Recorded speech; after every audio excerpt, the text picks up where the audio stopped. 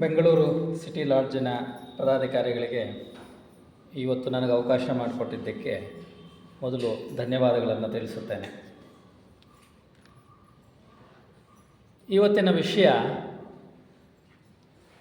Theosophy ಸದಸ್ಯರ ಧಾರ್ಮಿಕ ಕರ್ತವ್ಯಗಳು. ಶ್ರಾವಣ ಮಾಸ ಮುಗಿದಿದೆ, ಹಬ್ಬಗಳೆಲ್ಲ ಚೆನ್ನಾಗಿ ಆಚರಣೆ ಮಾಡಿದ್ದೀರಾ. ನಿಮ್ಮ ಕೈಲಾದಷ್ಟು ಮಟ್ಟಿಗೆ, ಶಕ್ತಿ ಇರೋಷ್ಟು ಮಟ್ಟಿಗೆ ಎಲ್ಲ ಹಬ್ಬಗಳು ಮುಗಿಸ್ಕೊಂಡು, ಗಣೇಶನ ಹಬ್ಬನೂ ಮುಗಿಸ್ಕೊಂಡು ನಿಮ್ಮೆಲ್ಲ ಧಾರ್ಮಿಕ ಕರ್ತವ್ಯಗಳನ್ನೆಲ್ಲ ನಿಭಾಯಿಸಿದ್ದೀರ ಅಲ್ವಾ? ಈಗೇನು ಇಲ್ಲಿ ಕೂತ್ಕೊಂಡು ಥಿಯಾಸಫಿ ಸದಸ್ಯರ ಧಾರ್ಮಿಕ ಕರ್ತವ್ಯಗಳು ಅಂತ ನಾವು ಕೇಳಿಸ್ಕೋಬೇಕು, ನಮ್ಮ ಮನೇಲಿ ನಾವು ನಮ್ಮ ಧಾರ್ಮಿಕ ಕರ್ತವ್ಯಗಳನ್ನೆಲ್ಲ ನಾವು ಮಾಡ್ತಾ ಇದ್ದೀವಲ್ಲ ಅಂತ ಅನ್ನಿಸ್ಬೋದು ನಿಮಗೆ. ಯಾಕೆ ಈ ವಿಚಾರ ನಾನು ಆಯ್ಕೆ ಮಾಡಿಕೊಂಡೆ ಅಂದರೆ, ಕ್ರಮೇಣವಾಗಿ ಥಿಯಾಸಫಿಕಲ್ ಸೊಸೈಟಿಯಲ್ಲಿ ಈಗ 150 ವರ್ಷಗಳ ಹಳೆಯ ಒಂದು ಸಂಸ್ಥೆ. ಯಾವ ಉದ್ದೇಶಗಳನ್ನು ಇಟ್ಕೊಂಡು ಸಂಸ್ಥೆಯನ್ನು ಪ್ರಾರಂಭ ಮಾಡಿದ್ರು ನಮ್ಮ ಸಂಸ್ಥಾಪಕರು, ಅವರ ಉದ್ದೇಶಗಳನ್ನು ನಾವು ಪ್ರತಿ ವರ್ಷ ಮೆಲುಕು ಹಾಕ್ತಾ ಇದ್ದರೆ ನಾವೆಲ್ಲಿ ದಾರಿ ತಪ್ತಾ ಇದ್ದೀವಿ ಅನ್ನೋದು ನಮ್ಗೆ ಅರ್ಥವಾಗುತ್ತೆ. ದಾರಿ ತಪ್ಪೋದು ಸಹಜ. ಯಾವುದೇ ಒಂದು ಸಂಸ್ಥೆ ಆಗಲಿ, ಶಾಲೆ ಆಗಲಿ, ಇವಾಗ ಒಂದು ಶಾಲೆನೂ ಅದನ್ನು ಸಂಸ್ಥಾಪನೆ ಮಾಡಿದವರು ಎಷ್ಟೋ ಒಂದು ಉತ್ತುಂಗವಾದ ಮಟ್ಟಕ್ಕೆ ತೊಗೊಂಡು ಹೋಗಿರ್ತಾರೆ. ವಿದ್ಯಾಭ್ಯಾಸ ಚೆನ್ನಾಗಿ ಕೊಡ್ತಾ ಇರ್ತಾರೆ, ಫೇಮಸ್ ಆಗಿರುತ್ತೆ, ಅಲ್ಲಿ ಸೀಟ್ ಸಿಗಬೇಕಂದ್ರೆ ಒದ್ದಾಡ್ತಾ ಇರ್ತಾರೆ. ಅಂಥ ಒಂದು ಶಾಲೆನೂ ಕಾಲಕ್ರಮೇಣವಾಗಿ ಏನಾಗುತ್ತೆ, ಮತ್ತು ಆ ಸಂಸ್ಥಾಪಕರೆಲ್ಲ ಹೋದ ಮೇಲೆ ಮತ್ತೆ ಮುಂದೆ ಬಂದಂಥ ಆಡಳಿತ ಮಂಡಳಿ ಸದಸ್ಯರಾಗಲಿ ಯಾರೇ ಆಗಲಿ ಅಷ್ಟೊಂದು ಸೀರಿಯಸ್ನೆಸ್ ತೋರಿಸಿರಲ್ಲ. ಫೇಮಸ್ ಆಗಿದ್ದೀವಲ್ಲ ಅಂತ ಅಂದ್ಬಿಟ್ಟು ನೆಗ್ಲೆಕ್ಟ್ ಮಾಡಿರ್ತಾರೆ. ಆ ಎಜುಕೇಷನ್ನು ಸಹ ಸ್ವಲ್ಪ ಕ್ವಾಲಿಟಿ ಕಮ್ಮಿ ಆಗೋದು ನಾವು ನೋಡಿದ್ದೀವಿ. ಅಂಥ ಸ್ಕೂಲ್ಗಳು ಕೊನೆಗೆ ಮುಚ್ಚಿ ಹೋಗುವಂಥ ಪರಿಸ್ಥಿತಿಗೂ ಬರುತ್ತೆ. ಒಂದು ಉದಾಹರಣೆ ಅಷ್ಟೇ. ಸಂಸ್ಥಾಪನೆ ಮಾಡಿದವರು, ಸಂಸ್ಥಾಪಕರು ಯಾವ ಉದ್ದೇಶವನ್ನಿಟ್ಟುಕೊಂಡು ಒಂದು ಸಂಸ್ಥೆಯನ್ನು ಸ್ಥಾಪನೆ ಮಾಡಿದ್ರು ಅದನ್ನು ನಾವು ಅವಾಗವಾಗ ಪುನರಾವರ್ತನೆ ಅಂದರೂ ಪರವಾಗಿಲ್ಲ, ಕೇಳಿದ್ದನ್ನೇ ಕೇಳ್ತಿದ್ದೀವಿ ಅಂತಂದರೂ ಪರವಾಗಿಲ್ಲ, ಪ್ರತಿ ವರ್ಷಕ್ಕೊಮ್ಮೆ ಆದರೂ ನಾವು ಅದನ್ನು ಗಮನಿಸ್ತಾ ಇದ್ದರೆ ನಾವು ದಾರಿ ತಪ್ತೀರ, ಅವರ ಒಂದು ಉದ್ದೇಶ ಈಡೇರಿಕೆಗೆ ನಾವು ಕೆಲಸ ಮಾಡಿದಂತ ಆಗುತ್ತೆ. ಈ ಒಂದು ಉದ್ದೇಶ ಅಷ್ಟೇ ನಾನು ಈ ಸಬ್ಜೆಕ್ಟ್ ತೊಗೊಂಡಿದ್ದು. ಮೇಡಮ್ ಲವರ್ಡ್ಸ್ ಆ್ಯನಿ ಬೆಸೆಂಟ್ ಅವರು 1917ರಲ್ಲಿ ಮಾಡಿದಂಥ ಭಾಷಣ ಇದು. ಸುಮಾರು 109 ವರ್ಷಗಳ ಹಿಂದೆ ಮಾಡಿದಂಥ ಭಾಷಣ. ನಾವು ಯಾಕೆ ಇಷ್ಟು ಹಳೆಯ ಭಾಷಣಗಳನ್ನ ಎತ್ಕೊಂಡು ಓದಬೇಕು? ಒಂದು ಆಶ್ಚರ್ಯ ಆಗೋದು, ಆವತ್ತು ಆ್ಯನಿ ಬೆಸೆಂಟ್ ಅವರು ಭಾಷಣದಲ್ಲಿ ಏನು ಹೇಳಿದ್ದಾರೆ ಅದು ಇವತ್ತಿಗೂ ಪ್ರಸ್ತುತವಾಗಿರುವಂಥದ್ದು. ಇವತ್ತಿಗೂ ಏನು ಬದಲಾವಣೆ ಆಗಿಲ್ವಲ್ಲ, ಅದೇ ಪರಿಸ್ಥಿತಿಗಳಲ್ಲಿ ಇದೀವಲ್ಲ ಅನ್ನೋದು ಒಂದು. ಎರಡನೇದು, ಅವರಿಷ್ಟು ಸ್ಪಷ್ಟವಾಗಿ ಹೇಳಿದ್ರು ನಮ್ಮ ನಡತೆಯಲ್ಲಿ ನಾವೇನೇನು ಅದನ್ನು ಮರೆತಿದ್ದೇವೆ ಸದಸ್ಯರಾಗಿ ನಾವು. ಆ್ಯನಿ ಬೆಸೆಂಟ್ ಅವರ ಮಾತುಗಳಲ್ಲಿ ಏನು ಹೇಳಿದ್ದಾರೆ ಇಂಥ ವಿಚಾರಗಳೇ ಅನ್ನೋದು ಎರಡೂ ಸಹ ಆಶ್ಚರ್ಯ ಆಗುವಂಥ ವಿಚಾರಗಳು. ಏನೇ ಇರಲಿ, ಏನು ಧಾರ್ಮಿಕ ಕರ್ತವ್ಯಗಳು ಅಂದರೆ ಏನು? ಇವತ್ತು ನಾವೆಲ್ಲ ಧಾರ್ಮಿಕ ಕರ್ತವ್ಯಗಳು, ಆಚರಣೆಗಳು ಇವೆಲ್ಲವನ್ನು ಒಂದಾಗಿ ಸೇರಿಸ್ಕೊಂಡ್ಬಿಟ್ಟಿದ್ದೇವೆ ಅಲ್ವಾ? ನಾವೇನು ಅಂದ್ಕೊಂಡಿದ್ದೇವೆ, ನಮ್ಮ ಮನೆಯಲ್ಲಿ ಮಾಡುವಂಥ ಸಂಪ್ರದಾಯಗಳು, ನಮ್ಮ ಪೂಜೆ ಪುನಸ್ಕಾರಗಳು ಇದೇ ನಮ್ಮ ಧರ್ಮ ಅಂದ್ಕೊಂಡಿದ್ದೇವೆ. ನಮ್ಮ ದೇವರು, ದೇವಸ್ಥಾನಕ್ಕೆ ಹೋಗೋದು, ತೀರ್ಥಯಾತ್ರೆ ಮಾಡೋದು ಇದೇ ಧರ್ಮ ಅಂದ್ಕೊಂಡ್ಬಿಟ್ಟಿದ್ದೇವೆ. ಈ ಧರ್ಮದಲ್ಲಿ ಹುಟ್ಟಿದ ಮೇಲೆ ಈ ಎಲ್ಲ ಕೆಲಸಗಳು ಮಾಡಿದ್ರೆ ಓಕೆ, ನಾನು 100% ಧಾರ್ಮಿಕನಾಗಿದ್ದೇನೆ ಅಂತ ಅಂದ್ಕೊಂಡ್ಬಿಟ್ಟಿದ್ದೇವೆ. ಯಾವುದೇ ಧರ್ಮ ಆಗಲಿ, ಹಿಂದೂ ಧರ್ಮದವರು ಒಂದು ಸತಿ ಕಾಶಿಗೆ ಹೋಗಿ ಬಂದುಬಿಟ್ಟು, ಒಂದು ಸತಿ ತಿರುಪತಿಗೆ ಹೋಗಿ ಬಂದುಬಿಟ್ಟು ಮನೆಯಲ್ಲಿ ಪೂಜೆ ಪುನಸ್ಕಾರಗಳು ಮಾಡಿ ಇದೇ ಧರ್ಮ ಅಂತ ಅಂದ್ಕೊಂಡ್ಬಿಟ್ಟಿದ್ದೇವೆ. ಅವು ಆಚರಣೆಗಳು, ಅವು ಸಂಸ್ಕೃತಿಗೂ ಸಹ ಜೊತೆಯಾಗಿ ಬಂದಿರತಕ್ಕಂಥದ್ದು, ಪರಂಪರೆಯ ಜೊತೆಗೆ ಬಂದಿರುವಂಥದ್ದು, ನಮ್ಮ ಮನೆತನದಲ್ಲೂ ಸಹ ಕೆಲವು ಬಂದಿರುವಂಥ ಆಚರಣೆಗಳು. ಧರ್ಮ ಅದಷ್ಟಕ್ಕೆ ಸೀಮಿತವಾಗೋದಿಲ್ಲ. ಧರ್ಮ ಅಂದರೆ ಅದಕ್ಕೆ ಅರ್ಥನೇ ಬೇರೆ ಇದೆ. ಈ ಎಲ್ಲ ಆಚರಣೆಗಳಿಗೂ, ಈ ಪರಂಪರೆಗಳಿಗೂ, ನಮ್ಮ ಕೌಟುಂಬಿಕ ಪರಂಪರೆ ಏನಿದೆ ಅವೆಲ್ಲದಕ್ಕಿಂತ ಮೀರಿ ಧರ್ಮ ಅಂದರೆ ಅದನ್ನು ಅರ್ಥ ಮಾಡ್ಕೊಳ್ಳೋ ವಿಧಾನನೇ ಬೇರೆ ಇದೆ. ನಾವು ಅದನ್ನು ಸ್ವಲ್ಪ ಮಟ್ಟಿಗೆ ಥಿಯಾಸಫಿ ಸದಸ್ಯರಾಗಿ ನಮ್ಮೆಲ್ಲರ ಜವಾಬ್ದಾರಿ ಧರ್ಮವನ್ನು, ಅದರ ಮೂಲ ಸ್ವರೂಪವನ್ನು ನಾವು ಅರ್ಥ ಮಾಡಿಕೊಳ್ಳುವಂಥ ಒಂದು ಜವಾಬ್ದಾರಿ ಇರೋದರಿಂದ ನಾವು ಈ ವಿಚಾರವನ್ನು ನಾವು ಅಧ್ಯಯನ ಮಾಡಬೇಕು. ಮೊದಲು ಯಾವ ಸಂದರ್ಭದಲ್ಲಿ ಥಿಯಾಸಫಿಕಲ್ ಸೊಸೈಟಿಯ ಸಂಸ್ಥಾಪನೆ ಆಯಿತು ಅನ್ನೋದನ್ನು ಸ್ವಲ್ಪ ನೋಡಿದಾಗ ಒಂದು ಇತಿಹಾಸ. 1875ರಲ್ಲಿ ನ್ಯೂಯಾರ್ಕ್ ನಗರದಲ್ಲಿ ಥಿಯಾಸಫಿಕಲ್ ಸೊಸೈಟಿಯ ಸ್ಥಾಪನೆ ಆಯಿತು ಅಲ್ವಾ? ಆಗ ಪ್ರಪಂಚದಲ್ಲಿ ಯಾವ ಪರಿಸ್ಥಿತಿ ಇತ್ತು ಒಮ್ಮೆ ಅವಲೋಕನ ಮಾಡಿ ನೋಡೋಣ. ಆಗ ಹೇಗಿತ್ತಪ್ಪ ಪರಿಸ್ಥಿತಿ ಅಂದರೆ, ಸ್ವಲ್ಪ ಓದ್ದವರು, ತಿಳ್ಕೊಂಡವರು, ವಿಜ್ಞಾನಿಗಳು, ಲಾಯರ್ಗಳು, ಡಾಕ್ಟ್ರುಗಳು, ಇವರೆಲ್ಲ ಓದ್ದಂಥವ್ರು. ಆವಾಗಿನ ವಿದ್ಯಾಭ್ಯಾಸ ಅಂಥೇಳಿ ಓದ್ದವರು ಅಂದರೆ ಅವರು ವಿಜ್ಞಾನಿ ಆಗಿರ್ತಾರೆ, ಇಲ್ಲ ಡಾಕ್ಟ್ರ್ ಆಗಿರ್ತಾರೆ, ಇಲ್ಲ ಲಾಯರ್ ಆಗಿರ್ತಾರೆ, ಇಲ್ಲ ಟೀಚರ್ ಆಗಿರ್ತಾರೆ. ಇಂಥವ್ರು ಆಗಿನ ಕಾಲದಲ್ಲಿ ಸ್ವಲ್ಪ ಓದ್ಕೊಂಡು ಏನೋ ಒಂದು ಡಿಗ್ರಿ ಮಾಡೋಷ್ಟೊತ್ತಿಗೆ ಅವರಲ್ಲಿ ಒಂದು ಅಭ್ಯಾಸ ಏನಿತ್ತು ಅಂದರೆ ಧರ್ಮವನ್ನು ಬೈಯೋದು, ಧರ್ಮದ ವಿರುದ್ಧ ಮಾತಾಡೋದು. ಅದೊಂದು ಫ್ಯಾಷನ್. ಆವಾಗ ಓದು ಬರಹ ತಿಳ್ಕೊಂಡವರು, ಓದ್ದವರು ಅಂದರೆ ಅವರ ಗುರುತು ಏನು? ಅವ್ರು ಯಾವಾಗಲೂ ಧರ್ಮವನ್ನು ಬೈತಾರೆ, ಧರ್ಮಗುರುಗಳನ್ನು ಬೈತಾರೆ, ಧಾರ್ಮಿಕ ಆಚರಣೆಗಳನ್ನು ಟೀಕೆ ಮಾಡ್ತಾರೆ. ಇದೇ ಆವತ್ತಿನ ಫ್ಯಾಷನ್ ಆಗಿತ್ತು. ಸ್ವಲ್ಪ ಅಕ್ಷರಾಭ್ಯಾಸ ಬಂದು ಸ್ಕೂಲ್ಗೆ ಹೋಗಿ ಒಂದು ಡಿಗ್ರಿ ತೊಗೊಳ್ಳೋಷ್ಟೊತ್ತಿಗೆ ಶುರು ಅವರ ಚರ್ಚ್ನ ಫಾದರ್ ಬಗ್ಗೆ ಮಾತಾಡೋದು, ಅಲ್ಲಿನ ಆಚರಣೆಗಳ ಬಗ್ಗೆ ಮಾತಾಡೋದು. ಇಲ್ಲೂ ಅಷ್ಟೇ, ಭಾರತ ದೇಶದಲ್ಲೂ ಏನು ಪರಿಸ್ಥಿತಿ ಬೇರೆ ಇರಲಿಲ್ಲ. ಇಲ್ಲೂ ಅಷ್ಟೇ ಸ್ವಲ್ಪ ಮಟ್ಟಿಗೆ 19ನೇ ಶತಮಾನದ ಕೊನೆ ಭಾಗದಲ್ಲಿ ಬ್ರಿಟಿಷರ ಆಳ್ವಿಕೆ ಇದ್ದಾಗ, ಆಗ ಬ್ರಿಟಿಷರ ಪದ್ಧತಿಯಲ್ಲಿ ವಿದ್ಯಾಭ್ಯಾಸ, ಕಾನ್ವೆಂಟ್ ಸಿಸ್ಟಮ್ಗಳು, ಬ್ರಿಟಿಷರ ಪದ್ಧತಿಯಲ್ಲಿ ವಿದ್ಯಾಭ್ಯಾಸ ಮಾಡಿ ಸ್ವಲ್ಪ ಫಾರಿನ್ಗೆ ಹೋಗಿ ಲಾಯರ್ ಆಗಿ ವಾಪಸ್ ಬರೋಷ್ಟೊತ್ತಿಗೆ ಇಲ್ಲಿ ಧರ್ಮಗುರುಗಳನ್ನು ಟೀಕೆ ಮಾಡೋದು, ಧರ್ಮವನ್ನು ಟೀಕೆ ಮಾಡೋದು, ಆಚರಣೆಗಳನ್ನು ಟೀಕೆ ಮಾಡೋದು, ದೇವರೇ ಇಲ್ಲ ಅಂಥೇಳಿ ವಾದವನ್ನು ಮಾಡೋದು, ಅದೊಂದು ಫ್ಯಾಷನ್ ಆಗಿಬಿಟ್ಟಿತ್ತು. ಒಬ್ಬರು ನೋಡ್ಕೊಂಡು ಇನ್ನೊಬ್ಬರು ಅದೇ ಗುಂಪಿಗೆ ಸೇರ್ತಾ ಬಂದರು. ಆ ಒಂದು ಲೆಫ್ಟಿಸ್ಟ್ ಮೆಂಟಾಲಿಟಿ ಅಂತಾರಲ್ಲ, ಅದು ಬಹಳ ಹೆಚ್ಚು ಪ್ರಚಲಿತವಾಗಿದ್ದಂಥ ಒಂದು ಸಂದರ್ಭ. ನಾನು ಯಾವುದನ್ನು ಟೀಕೆ ಮಾಡ್ತಾ ಇಲ್ಲ, ಸಂದರ್ಭವನ್ನು ಅಷ್ಟೇ ವಿವರಿಸ್ತಾ ಇದ್ದೇನೆ. ಯಾಕೆ ಈ ರೀತಿ ಆಯಿತು? ವಿದ್ಯಾರ್ಥಿಗಳು ವಿದ್ಯಾಭ್ಯಾಸ ಮಾಡಿ ಸ್ವಲ್ಪ ಲಾಯರು, ಡಾಕ್ಟ್ರು, ಇಂಜಿನಿಯರು ಆಗೋಷ್ಟೊತ್ತಿಗೆ ಯಾಕೆ ದೇವ್ರ ಬಗ್ಗೆ ಇವರು ಬೈತಾ ಇದ್ದಾರೆ, ಧರ್ಮದ ಬಗ್ಗೆ ಯಾಕೆ ಇವ್ರಿಗೆ ಆಸಕ್ತಿ ಕಳ್ಕೊತಾ ಇದ್ದಾರೆ ಅನ್ನೋದನ್ನು ನಾವು ಸ್ವಲ್ಪ ಯೋಚನೆ ಮಾಡಿದ್ರೆ ಅದಕ್ಕೆ ಹಿನ್ನೆಲೆ ಏನಪ್ಪ ಅಂದರೆ, ಅದಕ್ಕೂ ಒಂದು 100-150 ವರ್ಷಗಳ ಹಿಂದೆ ಪ್ರತಿಯೊಂದು ಧರ್ಮದಲ್ಲೂ ಧರ್ಮಗುರುಗಳು ಅನ್ನಿಸ್ಕೊಂಡವರು ತಮ್ಮದೇ ಆದಂತಹ ವ್ಯಾಖ್ಯಾನಗಳನ್ನು ಸೇರಿಸ್ಬಿಟ್ಟಿದ್ರು. ಆ ವ್ಯಾಖ್ಯಾನಗಳಲ್ಲಿ ಹಲವಾರು ಮೂಢನಂಬಿಕೆಗಳು ಸೇರ್ಕೊಂಡ್ಬಿಟ್ಟಿತ್ತು. ಧರ್ಮಗಳು ಇವಾಗ ಕ್ರಿಶ್ಚಿಯನ್ ಧರ್ಮ ಆಗಿರ್ಬೋದು, ಹಿಂದೂ ಧರ್ಮದಲ್ಲಾಗಲಿ, ಮುಸ್ಲಿಂ ಧರ್ಮದಲ್ಲಾಗಲಿ, ಬೌದ್ಧ ಧರ್ಮದಲ್ಲಾಗಲಿ, ಜೈನ ಧರ್ಮದಲ್ಲಾಗಲಿ, ಪಾರ್ಸಿ ಧರ್ಮದಲ್ಲಾಗಲಿ, ಆ ಒಂದು ವಿಷಮ ಸ್ಥಿತಿಯಲ್ಲಿ ಏನಾಗಿತ್ತು ಅಂದರೆ ಮೂಢನಂಬಿಕೆಗಳು ತುಂಬಿ ತುಳುಕಾಡ್ತಾ ಇತ್ತು. ಈ ಮೂಢನಂಬಿಕೆಗಳು ಎಲ್ಲಿಂದ ಬಂತು, ಮೂಢ ಆಚರಣೆಗಳು ಎಲ್ಲಿಂದ ಬಂತು ಅಂದರೆ ಧರ್ಮಗುರುಗಳು ಅನ್ನಿಸ್ಕೊಂಡವರು ತಮ್ಮ ಸ್ವಾರ್ಥಕ್ಕಾಗಿ ಸೇರಿಸಿದಂಥ ಕೆಲವು ಆಚರಣೆಗಳು. ಇಂಥ ಮೂಢನಂಬಿಕೆಗಳು, ಮೂಢ ಆಚರಣೆಗಳನ್ನು ಸ್ವಲ್ಪ ತಿಳುವಳಿಕೆ ಇದ್ದಂಥವ್ರು ಯಾರಾದರೂ ಇದು ತಪ್ಪು, ಈಗ ಮಾಡಬಾರ್ದು, ದೇವರು ಈ ರೀತಿ ಮಾಡೋಕ್ಕೆ ಹೇಳಲಿಲ್ಲ, ಇದು ನೀವು ಮಾಡಿಸ್ತಾ ಇರೋದು, ನಿಮ್ಮ ಒಂದು ಸ್ವಾರ್ಥಕ್ಕಾಗಿ ಮಾಡಿಸ್ತಾ ಇರೋದು, ಧರ್ಮವನ್ನು ನಿಮ್ಮ ಕೈಯಲ್ಲಿ ಇಟ್ಕೊಂಡು ನೀವು ಆಡಿಸ್ಬೇಡಿ, ಭಗವಂತ ಎಲ್ಲರಿಗೂ ಸೇರಿರುವಂಥವನು ಅಂತ ಯಾರಾದರೂ ಒಂದು ಮಾತು ಹೇಳೋಷ್ಟೊತ್ತಿಗೆ ಅವನ್ನೇನು ಮಾಡೋದು, ಅವನನ್ನು ನೇಣಿಗೆ ಹಾಕೋದು, ರಸ್ತೆಯಲ್ಲಿಟ್ಟು ಕಲ್ಲು ಹೊಡೆದು ಸಾಯಿಸೋದು, ಈ ರೀತಿ ಶಿಕ್ಷೆಗಳನ್ನು ಕೊಡ್ತಾ ಬಂದರು. ಧರ್ಮವನ್ನು ಪ್ರಚಾರ ಮಾಡಬೇಕಾಗಿರತಕ್ಕಂಥ ಧರ್ಮಗುರುಗಳಿಗೆ ರಾಜಕೀಯದ ಶಕ್ತಿ ಸಹ ಸ್ವಲ್ಪ ಮಟ್ಟಿಗೆ ಕೈ ಸೇರಿದಾಗ ಇಂಥ ಅನಾಹುತಗಳು ಪ್ರಪಂಚದ ಇತಿಹಾಸದಲ್ಲಿ ಹಲವಾರು ಉದಾಹರಣೆಗಳು ಸಿಗ್ತಾ ಹೋಗುತ್ತೆ. ಉದಾಹರಣೆಗೆ ಭೂಮಿ ತಟ್ಟೆ ಥರ ಇದೆ, ಫ್ಲ್ಯಾಟ್ ಆಗಿದೆ ಅಂಥೇಳಿ ಒಂದು ದೊಡ್ಡ ನಂಬಿಕೆ, ಧಾರ್ಮಿಕ ನಂಬಿಕೆ ಅಲ್ವಾ? ಅದರ ವಿರುದ್ಧ ಮಾತಾಡಿದವರು ಎಷ್ಟು ಜನನ ಬೆಂಕಿಗೆ ಹಾಕಿಲ್ಲ, ಎಷ್ಟು ಜನನ ಸಾಯಿಸಿಲ್ಲ. ಇವತ್ತು ಯಾರಾದರೂ ನಂಬಕ್ಕೆ ಸಾಧ್ಯವ? ಎಷ್ಟೇ ಧಾರ್ಮಿಕ ವ್ಯಕ್ತಿ, ದೇವರನ್ನು ನಂಬುವಂಥ ವ್ಯಕ್ತಿ ಸಹ ಭೂಮಿ ತಟ್ಟೆ ಥರ ಇದೆ ಅಂಥೇಳಿ ಯಾರಾದರೂ ನಂಬ್ತಾರೆ?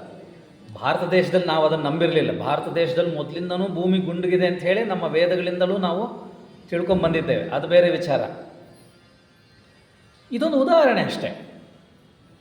ಇಂಥ ಒಂದು ಪರಿಸ್ಥಿತಿಯಲ್ಲಿ ಸ್ವಲ್ಪ ತಿಳುವಳಿಕೆ ಇದ್ದಂಥವರು ಸತ್ಯವನ್ನು ಮಾತಾಡೋಷ್ಟೊತ್ತಿಗೆ ಅವರನ್ನು ಜೈಲಿಗೆ ಹಾಕೋದು, ಕಲ್ಲು ಹೊಡೆದು ಸಾಯಿಸೋದು, ನೇಣಿಗೆ ಹಾಕೋದು, ಇಂಥ ಒಂದು ಕ್ರೌರ್ಯವನ್ನು ಮಾಡಿ ಮಾಡಿ ಮಾಡಿ ಮಾಡಿ ಆ ಒಂದು ದ್ವೇಷ ಬೆಳೆಸ್ಕೊಂಡು ಧರ್ಮದ ವಿರುದ್ಧ, ಆಗ ಅದೇ ದ್ವೇಷ ಮುಂದುವರೆದು ವಿದ್ಯಾವಂತರಲ್ಲಿ ಡಾಕ್ಟ್ರುಗಳು, ಇಂಜಿನಿಯರ್ಗಳು, ಲಾಯರ್ಗಳು, ವಿಜ್ಞಾನಿಗಳು, ಈ ಎಲ್ಲ ವಿದ್ಯಾವಂತರಲ್ಲೂ ಧರ್ಮದ ಮೇಲೆ ದ್ವೇಷ ಬರೋದಕ್ಕೆ ಆ ಒಂದು ಸ್ವಾರ್ಥ ಮನೋಭಾವ ಅಥವಾ ಆ ಒಂದು ವಿಷಮ ಸ್ಥಿತಿಯೇ ಕಾರಣ. ಆ ದ್ವೇಷ 100-150 ವರ್ಷಗಳು ಮುಂದುವರಿತು.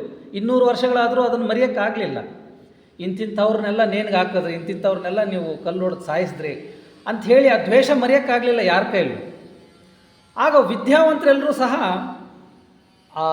ಆ ಒಂದು ಕಹಿ ನೆನಪಿನ ಅದನ್ನು ಹಾಗೆ ಮುಂದುವರಿಸ್ಕೊಂಡು ಬೇರೆ ಜನಾಂಗಕ್ಕೆ ಮುಂದುವರಿಸ್ಕೊಂಡು ಧರ್ಮದ ಮೇಲೆ ಈ ಒಂದು ಕೆಟ್ಟ ಅಭಿಪ್ರಾಯ ಮೂಡೋದಕ್ಕೆ ಒಂದು ಕಾರಣ.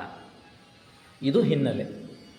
ಇಂಥ ಒಂದು ಸ್ಥಿತಿಯಲ್ಲಿ ವಿದ್ಯಾವಂತರೆಲ್ಲ ದೇವರು ಮತ್ತು ಧರ್ಮದಿಂದ ದೂರ ಹೋಗ್ತಾ ಇರ್ತಕ್ಕಂಥ ಸ್ಥಿತಿಯಲ್ಲಿ ನ್ಯೂಯಾರ್ಕ್ ನಗರದಲ್ಲಿ ಕೆಲವು ಬುದ್ಧಿಜೀವಿಗಳು, ಬ್ಲಾವಾಟ್ಸ್ಕಿ ಅಂತ ಹೇಳಿ, ಆಲ್ಕಾಟ್ ಅಂತ, HS ಆಲ್ಕಾಟ್ ಅಂತ ಹೇಳಿ, ಇವರೆಲ್ಲ ಸೇರಿ ಸ್ಥಾಪನೆ ಮಾಡಿದಂಥ ಸಂಸ್ಥೆ ಥಿಯಾಸಾಫಿಕಲ್ ಸೊಸೈಟಿ. ಸ್ಥಾಪನೆ ಮಾಡಿದಾಗ ಇದ್ದಂಥ ಈ ಒಂದು ಪರಿಸ್ಥಿತಿಯಲ್ಲಿ ಸೊಸೈಟಿ ಏನು ಮಾಡ್ತು? ಥಿಯಾಸಾಫಿಕಲ್ ಸೊಸೈಟಿ ಮೊಟ್ಟ ಮೊದಲ ಕರ್ತವ್ಯ ಏನು ಅಂತಂದರೆ, ವಿದ್ಯಾವಂತರಿಗೆ ದೇವರು ಮತ್ತು ಧರ್ಮದಿಂದ ವಿಮುಖರಾಗಿರ್ತಕ್ಕಂಥ ವಿದ್ಯಾವಂತರನ್ನು ಮತ್ತೆ ನಿಜವಾದ ಧರ್ಮ ಅಂದರೆ ಏನು, ದೇವರು ಅಂದರೆ ಅರ್ಥ ಏನು, ಅದನ್ನು ನಾವು ಸಾಕ್ಷಾತ್ಕರಿಸಿಕೊಳ್ಳೋದು ಹೇಗೆ ಅಂಥೇಳಿ ತಿಳಿಪಡಿಸುವುದೇ ಒಂದು ಮೊದಲ ಚಾಲೆಂಜ್.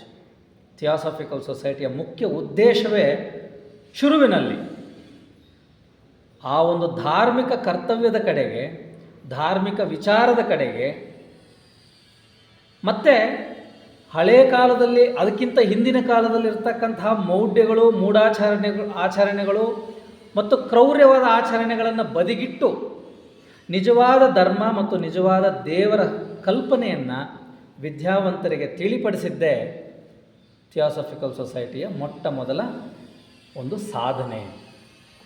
ಅಂಥ ಸಂದರ್ಭದಲ್ಲಿ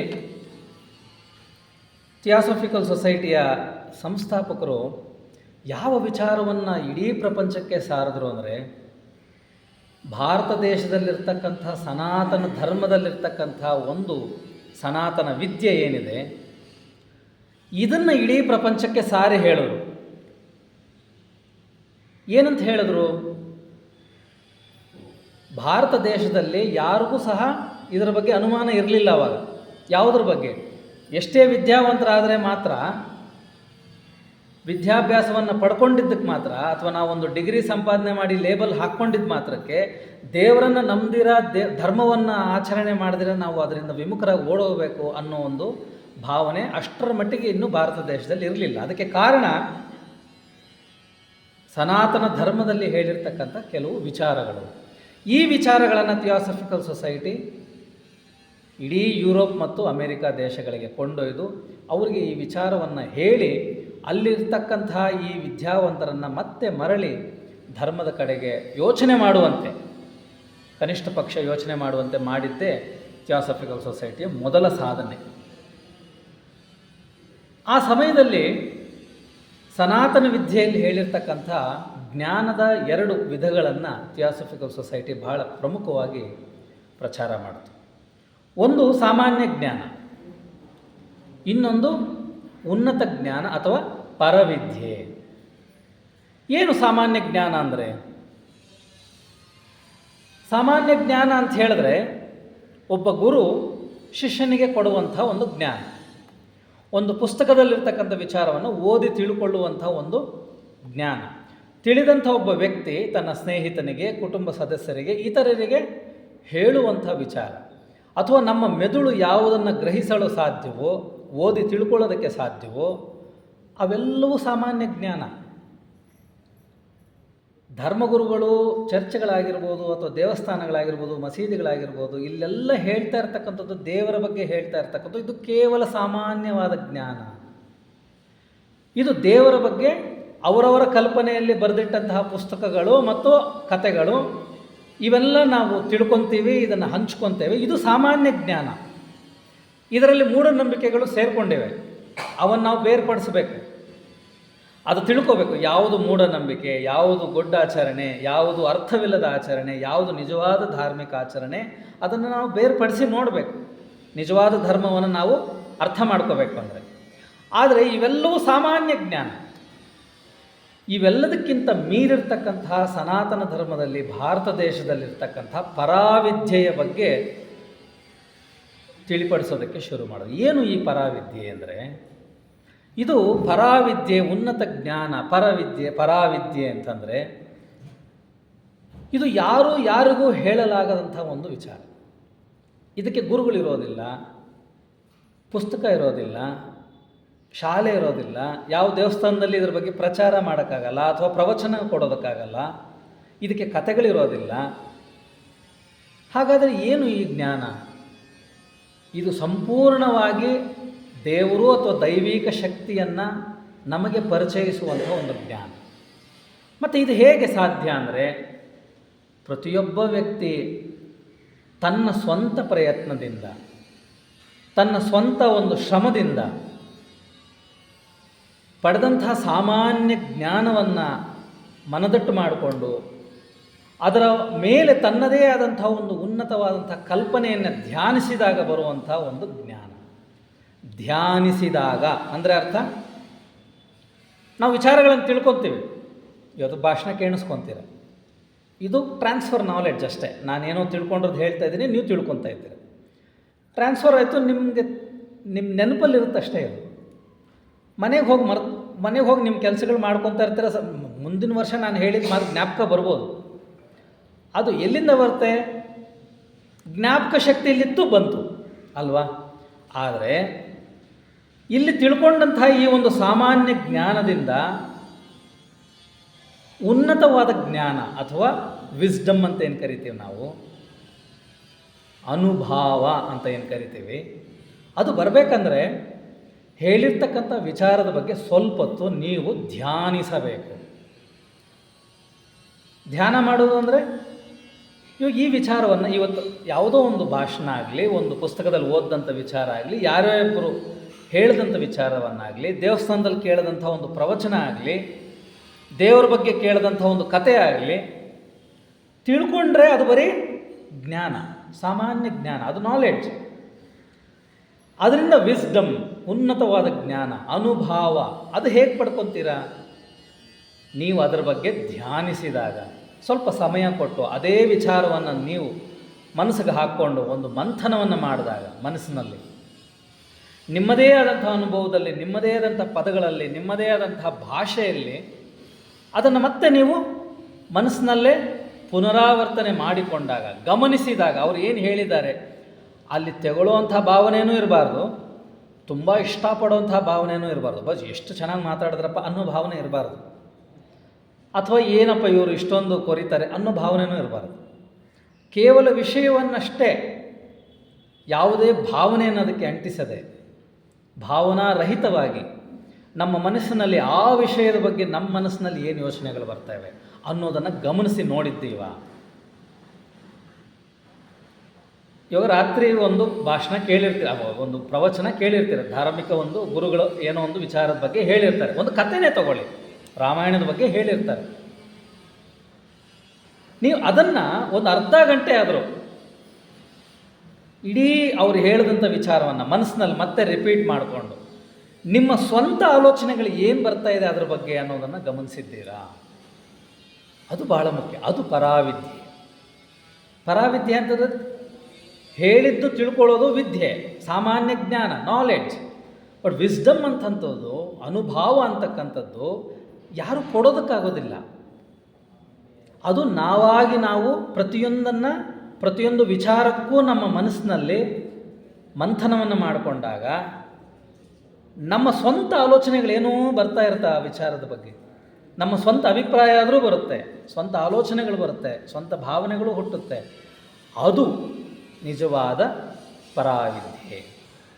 ಈ ಪರಾವಿದ್ಯೆಯಿಂದ ಏನು ಸಾಧ್ಯ ಅಂದರೆ, ಪ್ರತಿಯೊಬ್ಬರಿಗೂ ತಮ್ಮೊಳಗಿರ್ತಕ್ಕಂಥ ಆ ಭಗವಂತನ ಅಂಶ ಅಥವಾ ಪ್ರತಿಯೊಬ್ಬರಲ್ಲೂ ಇರ್ತಕ್ಕಂಥ ದೈವಿಕ ಶಕ್ತಿಯನ್ನು ಅರಿಯೋದು ಕೇವಲ ಈ ಪರಾವಿದ್ಯೆಯಿಂದ ಮಾತ್ರ ಸಾಧ್ಯ. ಸಾಮಾನ್ಯ ಜ್ಞಾನದಿಂದ ಎಷ್ಟು ಕತೆ ಕೇಳಿದ್ರು, ಧರ್ಮದ ಭಾಷಣಗಳು ಮಾಡಿದ್ರು, ಎಷ್ಟು ವಿಚಾರಗಳನ್ನು ತಿಳ್ಕೊಂಡ್ರು, ಎಷ್ಟು ಬುಕ್ಸ್ ಓದಿದ್ರು, ಎಲ್ಲವನ್ನ ಕಂಠಪಾಠ ಮಾಡಿದ್ರು, ಇಡೀ ಭಗವದ್ಗೀತೆ, ರಾಮಾಯಣ, ಮಹಾಭಾರತ ಶ್ಲೋಕಗಳು ಪ್ರತಿಯೊಂದನ್ನು ಕಂಠಪಾಠ ಮಾಡಿದ್ರು, ಅದು ಸಾಮಾನ್ಯ ಜ್ಞಾನ ಅಷ್ಟೇ. ಆ ಸಾಮಾನ್ಯ ಜ್ಞಾನ ನಾಲೆಡ್ಜನ್ನು ನೀವೆಷ್ಟು ಧ್ಯಾನಿಸಿದ್ದೀರಾ, ಅದರ ಬಗ್ಗೆ ಎಷ್ಟು ನಿಮ್ಮ ಆಲೋಚನೆಗಳು ಅದರ ಬಗ್ಗೆ ಹೊರಡಿಸಿದ್ದೀರಾ, ಅದನ್ನೆಷ್ಟು ಗಮನಿಸಿದ್ದೀರಾ, ಅದರಿಂದ ಹುಟ್ಟುವಂಥದ್ದು ಅನುಭವ ಶಕ್ತಿ. ಅದರಿಂದ ಪ್ರತಿಯೊಬ್ಬರಲ್ಲೂ ಇರ್ತಕ್ಕಂಥ ಆ ದೈವಿಕ ಶಕ್ತಿ, ಪ್ರತಿಯೊಬ್ಬರಲ್ಲೂ ಇರ್ತಕ್ಕಂಥ ಭಗವಂತ ಸಾಕ್ಷಾತ್ಕರಿಸಲು ಅಥವಾ ಅದರೊಂದಿಗೆ ಒಂದಾಗಲು ಸಾಧ್ಯ. ಇಲ್ಲಿ ಮತ್ತೆ ತಿಳಿಯಲು ಅಂತ ಬರೋದಿಲ್ಲ. ನಮ್ಮಲ್ಲಿರ್ತಕ್ಕಂಥ ದೇವರನ್ನು ನಾವು ತಿಳಿದುಕೊಳ್ಳಲು ಅಂತ ಬರೋಲ್ಲ. ತಿಳುವಳಿಕೆ ಬಂತು ಅಂದರೆ ಅದು ಸಾಮಾನ್ಯ ಜ್ಞಾನ ಆಗೋಗುತ್ತೆ.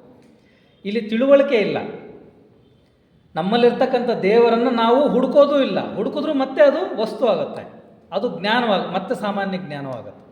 ಇಲ್ಲಿ ಹುಡುಕುವಂಥದ್ದಿಲ್ಲ, ತಿಳಿಯುವಂಥದ್ದಲ್ಲ, ಅದರೊಂದಿಗೆ ಒಂದಾಗುವುದು, ಅದೇ ನಾನಾಗುವುದು. ಆಗ ಮಾತ್ರ ಶಂಕರಾಚಾರ್ಯರು ಹೇಳದಂತೆ ಅಹಂ ಬ್ರಹ್ಮಾಸ್ಮಿ, ನಾನೇ ದೇವರು ಅಂತಕ್ಕಂಥ ವಿಚಾರ ನಮಗೆ ಅರ್ಥವಾಗುತ್ತೆ. ಸಾಮಾನ್ಯವಾಗಿ ನಮಗೇನು ಅನ್ಸುತ್ತೆ, ಅಹಂ ಬ್ರಹ್ಮಾಸ್ಮಿ, ನಾನೇ ಬ್ರಹ್ಮ, ನಾನೇ ದೇವರು ಅಂತಂದರೆ ಅದು ಅಹಂಕಾರದ ಮಾತಾಗುತ್ತೆ. ಸಾಮಾನ್ಯವಾಗಿ ನೋಡಿದಾಗ ಅದನ್ನು ಒಳ ಅರ್ಥ ಮಾಡಿಕೊಂಡಾಗೆ ಗೊತ್ತಾಗುತ್ತೆ ನಾವು ಅದನ್ನು ಪಡಿಬೇಕು ಅಂತಂದರೆ, ಆ ಭಾವನೆಯಲ್ಲಿ ಒಂದಾಗಬೇಕಂದ್ರೆ ಎಷ್ಟು ಕಷ್ಟ ಅನ್ನೋದು. ತತ್ವಂ ಅಸಿ, ಅದೇ ನೀನಾಗಿದ್ದೀಯಾ ಅಂತ ಇನ್ನೊಬ್ಬರು ಹೇಳಿದಾಗ ನಮಗೆ ಅರ್ಥವಾಗಲ್ಲ. ನಮಗೆ ತತ್ ಅಂದರೆ ಆ ಭಗವಂತ ಅಥವಾ ಆ ಶಕ್ತಿ, ಅದು ನಾನಾಗಿದ್ದೀನ ಅಥವಾ ನಾನು ಅದೇ ಆಗಿದ್ದೀನ ಅಂತಂದಾಗ ಅರ್ಥವಾಗೋದಿಲ್ಲ. ಅದನ್ನು ನಾವು ಅನುಭವಿಸಿದಾಗ ಮಾತ್ರ ಸಾಧ್ಯ. ಅದನ್ನು ಅನುಭವಿಸೋದಕ್ಕೆ ದಾರಿ ಏನು? ಈ ಪರಾವಿದ್ಯೆ. ಪರಾವಿದ್ಯೆಯನ್ನು ಪಡೆಯುವಂಥ ದಾರಿ ಸಾಮಾನ್ಯ ಜ್ಞಾನವನ್ನು ನಾವು ಧ್ಯಾನಿಸಿದಾಗ, ಮನನ ಮಾಡಿದಾಗ, ಮಂಥನ ಮಾಡಿದಾಗ, ಸ್ವಂತ ಆಲೋಚನೆಗಳನ್ನು ನಾವು ಅದರ ಬಗ್ಗೆ ಹುಟ್ಟು ಹಾಕಿದಾಗ, ಆ ಸ್ವಂತ ಆಲೋಚನೆಗಳನ್ನು ನಾವು ಗಮನಿಸಿದಾಗ ಈ ಒಂದು ವಿಸ್ಡಮ್ ಅಥವಾ ಅನುಭವ ಶಕ್ತಿ ಅಥವಾ ಪರಾವಿದ್ಯೆಯನ್ನು ನಾವು ಸಾಧಿಸಲು ಸಾಧ್ಯ. ಈ ಒಂದು ವಿಚಾರವನ್ನು ನಮ್ಮ ಸಂಸ್ಥಾಪಕರು ಆಗಿನ ಪಾಶ್ಚಿಮಾತ್ಯರಿಗೆ, ಯುರೋಪ್ ಮತ್ತು ಅಮೆರಿಕ ದೇಶಗಳಿಗೆ ಭಾರತ ದೇಶದ ಈ ಒಂದು ಸನಾತನ ಧರ್ಮದಲ್ಲಿರ್ತಕ್ಕಂಥ ಈ ಒಂದು ಪರಾವಿದ್ಯೆ ಅನ್ನುವ ಒಂದು ಕಾನ್ಸೆಪ್ಟನ್ನು ಅಥವಾ ವಿಚಾರವನ್ನು ಅವರು ಸಾರಿ ಎಲ್ಲ ಕಡೆ ಹೇಳ್ತಾರೆ.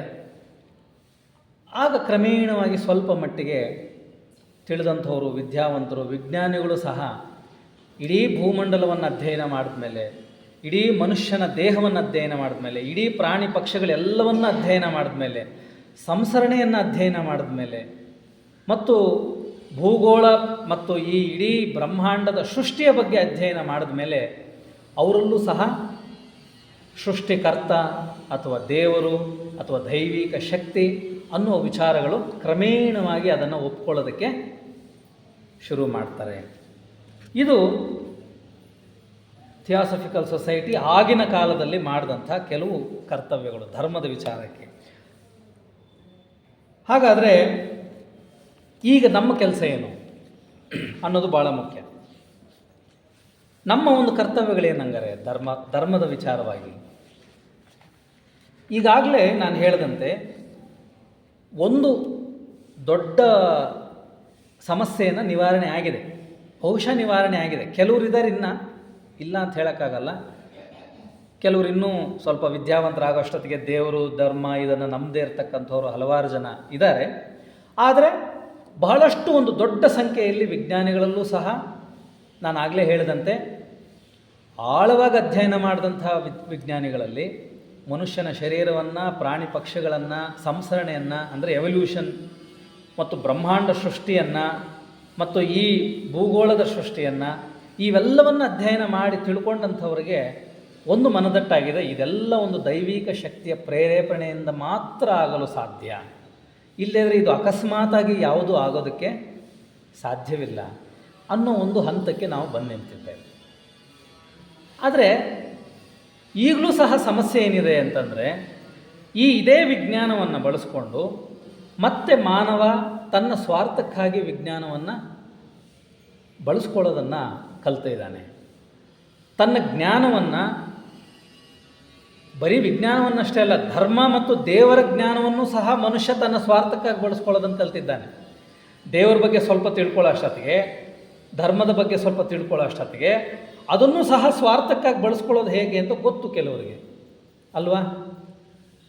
ಈ ಎಲ್ಲ ಜ್ಞಾನವನ್ನು ಸ್ವಾರ್ಥಕ್ಕಾಗಿ ಬಳಸ್ಕೊತಾ ಇರ್ತಕ್ಕಂಥ ಮನುಷ್ಯ ಈಗಿನ ಸಂದರ್ಭದಲ್ಲಿ ಥಿಯಾಸಫಿ ಸದಸ್ಯರಾದ ನಮ್ಮ ಕರ್ತವ್ಯಗಳೇನು ಅನ್ನೋದನ್ನು ನಾವು ಸ್ವಲ್ಪ ಮೇಡಮ್ ಆ್ಯನಿ ಬೆಸೆಂಟ್ ಅವರು ಏನು ಹೇಳಿದ್ದಾರೆ ಅನ್ನೋದನ್ನು ನಾವು ಗಮನಿಸಬೇಕು. ಇವತ್ತು ಏನಾಗಿದೆ, ವಿಜ್ಞಾನ ಎಲ್ಲಿವರೆಗೂ ಬಂದು ನಿಂತಿದೆ?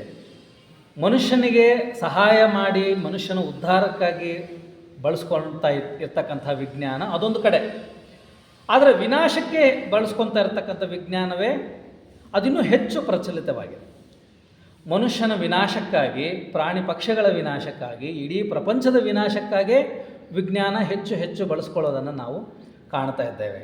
ಅದೇ ರೀತಿ ಧರ್ಮವೂ ಸಹ ಪ್ರತಿಯೊಬ್ಬ ಮನುಷ್ಯನ ಏಳಿಗೆಗಾಗಿ ಅಥವಾ ಆಧ್ಯಾತ್ಮಿಕ ಬೆಳವಣಿಗೆಗಾಗಿ ಬಳಸ್ಕೊಳ್ಳೋದಕ್ಕಿಂತ ಹೆಚ್ಚಾಗಿ ಧರ್ಮ ಮತ್ತು ಧಾರ್ಮಿಕ ವಿಚಾರಗಳನ್ನು ಮನುಷ್ಯನ ಸ್ವಾರ್ಥಕ್ಕಾಗಿ, ಅದೊಂದು ರಾಜಕೀಯ ಕ್ಷೇತ್ರದಲ್ಲಾಗಿರ್ಬೋದು ಅಥವಾ ಇನ್ಯಾವುದೇ ಕ್ಷೇತ್ರದಲ್ಲಾಗಿರ್ಬೋದು, ಮನುಷ್ಯನ ಸ್ವಾರ್ಥಕ್ಕಾಗಿ ಧರ್ಮ ಮತ್ತು ದೇವರು ಸಹ ಬಳಕೆ ಆಗ್ತಾ ಇರ್ತಕ್ಕಂಥದ್ದು ನಾವು ನೋಡಿದ್ದೇವೆ. ನಾವು ಇತಿಹಾಸವನ್ನು ಒಂದು ಸತಿ ನೋಡಿದಾಗ ಪ್ರತಿಯೊಂದು ನಾಗರಿಕತೆಯು ಉನ್ನತವಾದಂಥ ಒಂದು ಮಟ್ಟಕ್ಕೆ ಹೋಗುತ್ತೆ. ಆ ನಾಗರಿಕತೆಯಲ್ಲಿರ್ತಕ್ಕಂಥ ಜನ ಆ ನಾಗರಿಕತೆಯನ್ನು ಸಂಪಾದನೆ ಮಾಡಿರ್ತಕ್ಕಂಥ ಜ್ಞಾನವನ್ನು ಯಾವಾಗ ತಮ್ಮ ಸ್ವಂತ ಲಾಭಕ್ಕಾಗಿ ಅಥವಾ ವಿನಾಶಕ್ಕಾಗಿ ಬಳಸ್ಕೊಳ್ಳೋಕ್ಕೆ ಶುರು ಮಾಡ್ತಾರೋ ಆಗೆಲ್ಲ ನಾಗರಿಕತೆ ನಶಿಸಿ ಹೋಗಿದೆ. ಇದು ಸ್ಪಷ್ಟ, ಇದರಲ್ಲಿ ಯಾವ ಡೌಟು ಇಲ್ಲ. ಪ್ರತಿಯೊಂದು ನಾಗರಿಕತೆಯು ನಶಿಸಿ ಹೋಗಿರ್ತಕ್ಕಂಥ ನಾಗರಿಕತೆಗಳು ಏನದಕ್ಕೆ ನಶಿಸಿ ಹೋಗೋದಕ್ಕೆ ಕಾರಣ ಅನ್ನೋದನ್ನು ನಾವು ಗಮನಿಸಿದ್ರೆ, ಆ ನಾಗರಿಕತೆಯಿಂದ ಪಡೆದಂಥ ಜ್ಞಾನವನ್ನು ಸ್ವಾರ್ಥಕ್ಕಾಗಿ, ಸ್ವಂತ ಲಾಭಕ್ಕಾಗಿ ಅಥವಾ ವಿನಾಶಕ್ಕಾಗಿ ಯಾವಾಗ ಬಳಕೆಯಾಗೋದಕ್ಕೆ ಶುರುವಾಗುತ್ತೋ ಆಗೆಲ್ಲ ಆ ನಾಗರಿಕತೆ ನಶಿಸಿ ಹೋಗುತ್ತೆ. ಇದು ಬರೆದಿಟ್ಟ ಸತ್ಯ.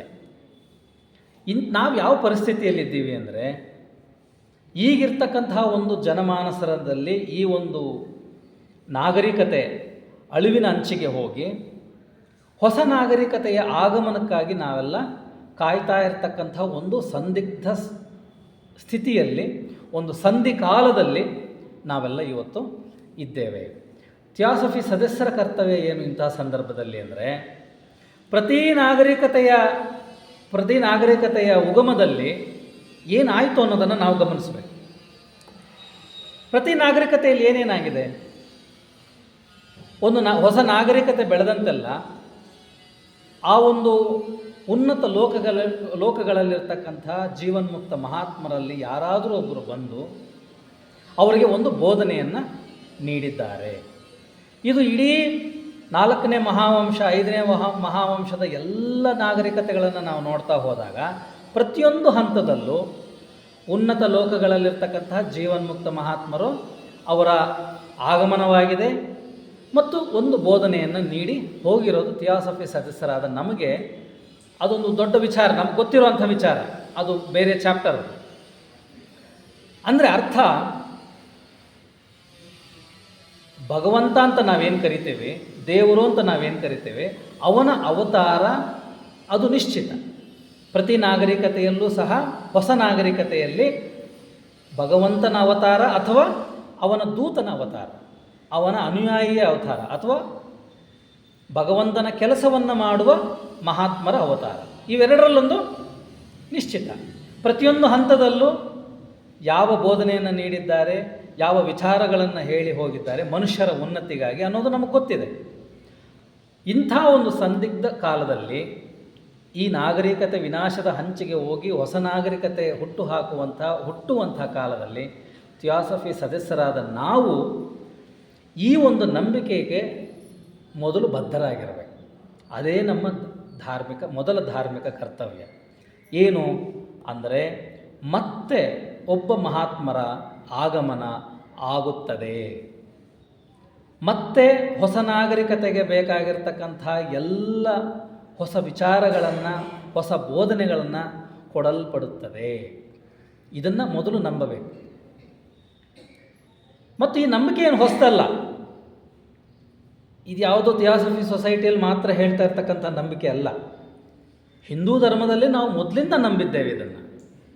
ಹಿಂದೂ ಧರ್ಮದಲ್ಲಿ ಇದರ ಬಗ್ಗೆ ಯಾವುದೇ ಭಿನ್ನಾಭಿಪ್ರಾಯನೂ ಇಲ್ಲ. ಯಾಕೆ? ಕಲಿಯುಗದ ಹಂತಕ್ಕೆ ಮತ್ತೆ ಮಹಾವಿಷ್ಣುವಿನ ಅವತಾರ ಆಗೇ ಆಗುತ್ತೆ ಅನ್ನೋದು ಅದು ಶತಸಿದ್ಧ ಅನ್ನೋದು ಗೊತ್ತು ನಮಗೆ. ಹೆಸರು ಬೇರೆ ಇರ್ಬೋದು, ನಾವು ಬೇರೆ ಹೆಸರಲ್ಲಿ ಕರಿಬೋದು, ದೇವ್ರಿಗೆ ನಾವು ಒಂದು ಹೆಸರು ಕೊಟ್ಟಿರ್ಬೋದು, ಈ ಕಾಲಕ್ಕೆ ಒಂದು ಹೆಸರನ್ನು ಕೊಟ್ಟಿರ್ಬೋದು, ಆದರೆ ಕಾನ್ಸೆಪ್ಟ್ ಅದೇ. ಕ್ರೈಸ್ತ ಧರ್ಮದಲ್ಲೂ ಸಹ ಮತ್ತೆ ಕ್ರಿಸ್ತನ ಪುನರಾಗಮನ ಆಗುತ್ತದೆ ಅನ್ನೋ ಒಂದು ನಂಬಿಕೆ ಇದೆ. ಬೌದ್ಧ ಧರ್ಮದಲ್ಲೂ ಸಹ ಮತ್ತೊಬ್ಬ ಬೋಧಿಸತ್ವ ಹುಟ್ಟುತ್ತಾನೆ, ಎಲ್ಲಿ ಬರ್ಮಾ ದೇಶದಲ್ಲಿ ಹುಟ್ಟುತ್ತಾನೆ, ಅವನು ಮತ್ತೆ ಬುದ್ಧ ಪದವಿಯನ್ನು ಪಡ್ಕೊತಾನೆ ಅನ್ನೋ ಒಂದು ನಂಬಿಕೆ ಇದೆ. ಇಸ್ಲಾಂ ಧರ್ಮದಲ್ಲೂ ಸಹ ಮತ್ತೊಬ್ಬ ಧರ್ಮಗುರು ಬಂದು ಮತ್ತೆ ತಮ್ಮ ಧರ್ಮವನ್ನು ಪುನಶ್ಚೇತನಗೊಳಿಸ್ತಾನೆ ಅನ್ನೋ ಒಂದು ನಂಬಿಕೆ ಅಲ್ಲೂ ಇದೆ. ಇದು ಯಾವುದು ಹೊಸದಲ್ಲ. ಯಾರು ಯಾವ ಧರ್ಮವನ್ನು ಪಾಲನೆ ಮಾಡ್ತಾ ಇದ್ದೀರಾ ಅವರು ಆ ಧರ್ಮದಲ್ಲಿ ಈ ಥಿಯಾಸಫಿ ಸದಸ್ಯರಾದಂಥವರು ಈ ನಂಬಿಕೆಯನ್ನು ದೃಢವಾಗಿ ನಂಬಬೇಕು ಮತ್ತು ಅದಕ್ಕೆ ತಯಾರಿಯನ್ನು ಮಾಡ್ಕೋಬೇಕು. ನಮ್ಮ ಕರ್ತವ್ಯ ಏನು ಬರೀ ನಂಬೋದಷ್ಟೇ ಅಲ್ಲ, ಹೊಸ ಧರ್ಮ ಗುರುಗಳ, ಹೊಸ ಧರ್ಮದ, ಹೊಸ ನಾಗರಿಕತೆಯ ಆಗಮನಕ್ಕಾಗಿ ನಮ್ಮನ್ನು ನಾವು ಸಿದ್ಧಗೊಳಿಸಿಕೊಳ್ಳುವುದು, ಅದಕ್ಕಾಗಿ ನಾವು ಸಿದ್ಧರಾಗುವುದು. ಹೇಗೆ ಸಿದ್ಧರಾಗೋದು ಅಂದರೆ, ಸಿದ್ಧಗೊಳಿಸ್ಕೊಳ್ಳೋದು ಅಂದರೆ ಏನು? ಮೊದಲು ತಿಳ್ಕೋಬೇಕು. ನಾಗರಿಕತೆಗಳು ಹೇಗೆ ಬಂತು, 4ನೇ ಮಹಾವಂಶ ಅಂದರೆ ಏನು, ಅದರಲ್ಲಿ ಉಪವಂಶಗಳಂದರೆ ಏನು, ಪ್ರತಿಯೊಂದು ಉಪವಂಶಗಳಲ್ಲೂ 5ನೇ ಮಹಾವಂಶದಲ್ಲಿ ಪ್ರತಿಯೊಂದು ಉಪವಂಶದಲ್ಲೂ ಯಾರ್ಯಾರು ಈ ಭೂಮಿಗೆ ಅವತಾರವನ್ನು ಮಾಡಿದರು, ಅವರ ಬೋಧನೆಗಳೇನು, ಅವ್ರು ಏನು ಹೇಳಿ ಹೋಗಿದ್ದಾರೆ, ಮತ್ತು ಮುಂದೆ ಬರುವಂಥ ವಂಶ ಯಾವುದು, 6ನೇ ಮಹಾಜನಾಂಗ ಯಾವುದು ಅಥವಾ 6ನೇ ಮಹಾವಂಶ ಯಾವುದು, ಅದು ಎಲ್ಲಿ ಉದ್ಭವಿಸುತ್ತೆ, ಅದು ಯಾವ ರೀತಿ ಜನ್ಮವನ್ನು ತಾಳಿ ಮತ್ತೆ ಮುಂದುವರಿತಾರೆ ಜನ, ಇವೆಲ್ಲವನ್ನು ನಾವು ಥಿಯಾಸಫಿಯಲ್ಲಿ ನಮ್ಮ ಲಿಟ್ರೇಚರಲ್ಲಿ ಸಿಗುತ್ತೆ ನಮಗೆ. ಇದನ್ನು ನಾವು ತಿಳ್ಕೊಂಡು ಅದರಂತೆ ನಮ್ಮನ್ನು ನಾವು ಸಿದ್ಧ ಮಾಡಿಕೊಳ್ಳುವುದೇ ನಮ್ಮ ಮೊದಲ ಕರ್ತವ್ಯ.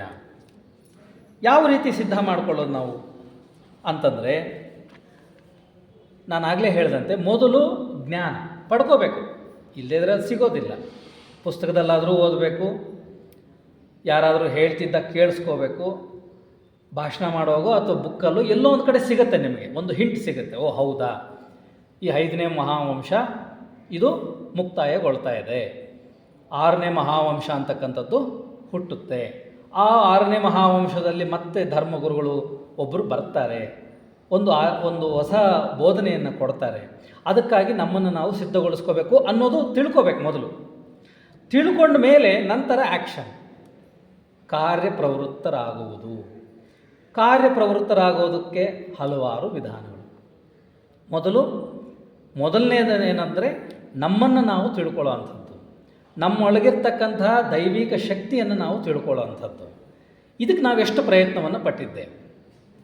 ನಮ್ಮೊಳಗಿರ್ತಕ್ಕಂಥ ದೈವಿಕ ಶಕ್ತಿಯನ್ನು ತಿಳ್ಕೊಳ್ಳೋದು ಅಂದರೆ ನಾವು ಎಷ್ಟರ ಮಟ್ಟಿಗೆ ನಮ್ಮ ಆತ್ಮದೊಂದಿಗೆ, ಆತ್ಮ ಸಾಕ್ಷಿಯೊಂದಿಗೆ ಒಂದಾಗಿದ್ದೇವೆ ಅನ್ನೋದನ್ನು ತಿಳ್ಕೊಳ್ಳುವಂಥದ್ದು. ಅದು ತಿಳ್ಕೊಂಡ್ರೆ ಗೊತ್ತಾಗುತ್ತೆ ನಮಗೆ ಇನ್ನೆಷ್ಟು ಜನ್ಮಗಳು ಬೇಕು ಅನ್ನೋದು ಅಲ್ವಾ. ಎಲ್ಲಿವರೆಗೂ ಬಂದಿದ್ದೇವೆ ಅಂತ ತಿಳ್ಕೊಂಡ್ರೆ ಇನ್ನೆಷ್ಟು ಸಾಗಬೇಕು ಅನ್ನೋದು ಗೊತ್ತಾಗತ್ತೆ. ಇದನ್ನು ತಿಳ್ಕೊಳ್ಳೋ ರೀತಿ ಏನು, ನಮ್ಮನ್ನು ನಾವು ಅರ್ಥ ಮಾಡ್ಕೊಳ್ಳೋದು, ಇವಕ್ಕೆ ಹಲವಾರು ಸಾಧನೆಗಳಿವೆ. ಇವಾಗ ಒಂದನ್ನು ಮಾತ್ರ ನಾನು ಉದಾಹರಣೆಯಿಂದ ಹೇಳೋದಕ್ಕೆ ನೀವು ಕೇಳಿದಾಗ, ಧ್ಯಾನ, ಮೆಡಿಟೇಷನ್, ಇದೊಂದು ವಿಧಾನ. ಆದರೆ ಇದೊಂದೇ ವಿಧಾನ ಅಲ್ಲ,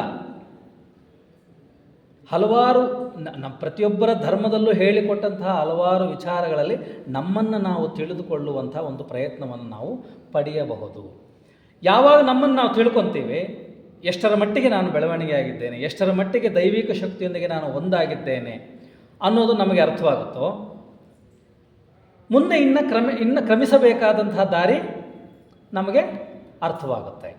ಸೊ ಈ ಒಂದು ಸಂದರ್ಭದಲ್ಲಿ ಧಾರ್ಮಿಕ ಆಚರಣೆಗಳನ್ನು ಮಾಡೋದು ಒಂದೇ ಅಲ್ಲ, ಧರ್ಮವನ್ನು ನಾವು ಇರ್ತಕ್ಕಂಥ ಧರ್ಮವನ್ನು ಸಂಪೂರ್ಣವಾಗಿ ಅರ್ಥ ಮಾಡಿಕೊಂಡು ಹೊಸದೊಂದು ಒಂದು ಜನಾಂಗ ಅಥವಾ ಹೊಸದೊಂದು ಮಹಾವಂಶ, ಹೊಸದೊಂದು ಬೋಧನೆ, ಇದಕ್ಕಾಗಿ ನಮ್ಮನ್ನು ನಾವು ಸಿದ್ಧಗೊಳಿಸಬಹುದು. ಅದು ಯಾವ ರೀತಿ ಇರುತ್ತೆ ನಮಗೂ ಗೊತ್ತಿಲ್ಲ.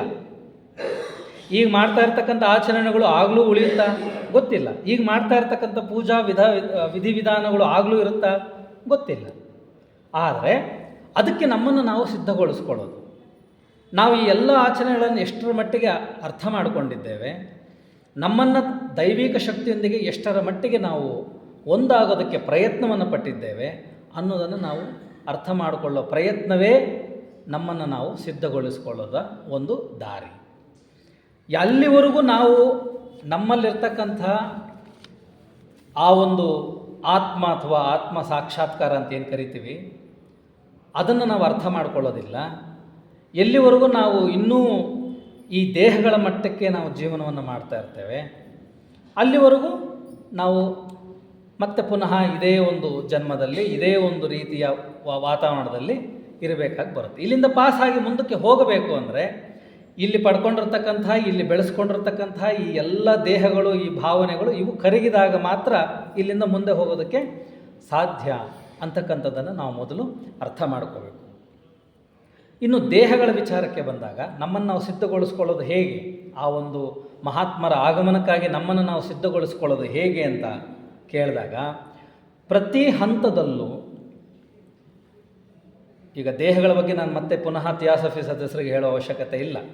ಪ್ರತಿ ಹಂತದಲ್ಲೂ ಸ್ಥೂಲ ಶರೀರದಿಂದ ಹಿಡಿದು ಭಾವನಾ ಶರೀರ ಅಂದರೆ ಕಾಮ ಶರೀರ, ಕೆಳಮನಸ್ಸು, ಮೇಲ್ಮನಸ್ಸು, ಬುದ್ಧಿ, ಇಲ್ಲಿವರೆಗೂ ನಮ್ಮನ್ನು ನಾವು ಶುದ್ಧಿ ಮಾಡಿಕೊಳ್ಳುವ ಕ್ರಿಯೆಯಲ್ಲಿ ತೊಡಗಿಕೊಳ್ಳುವುದು.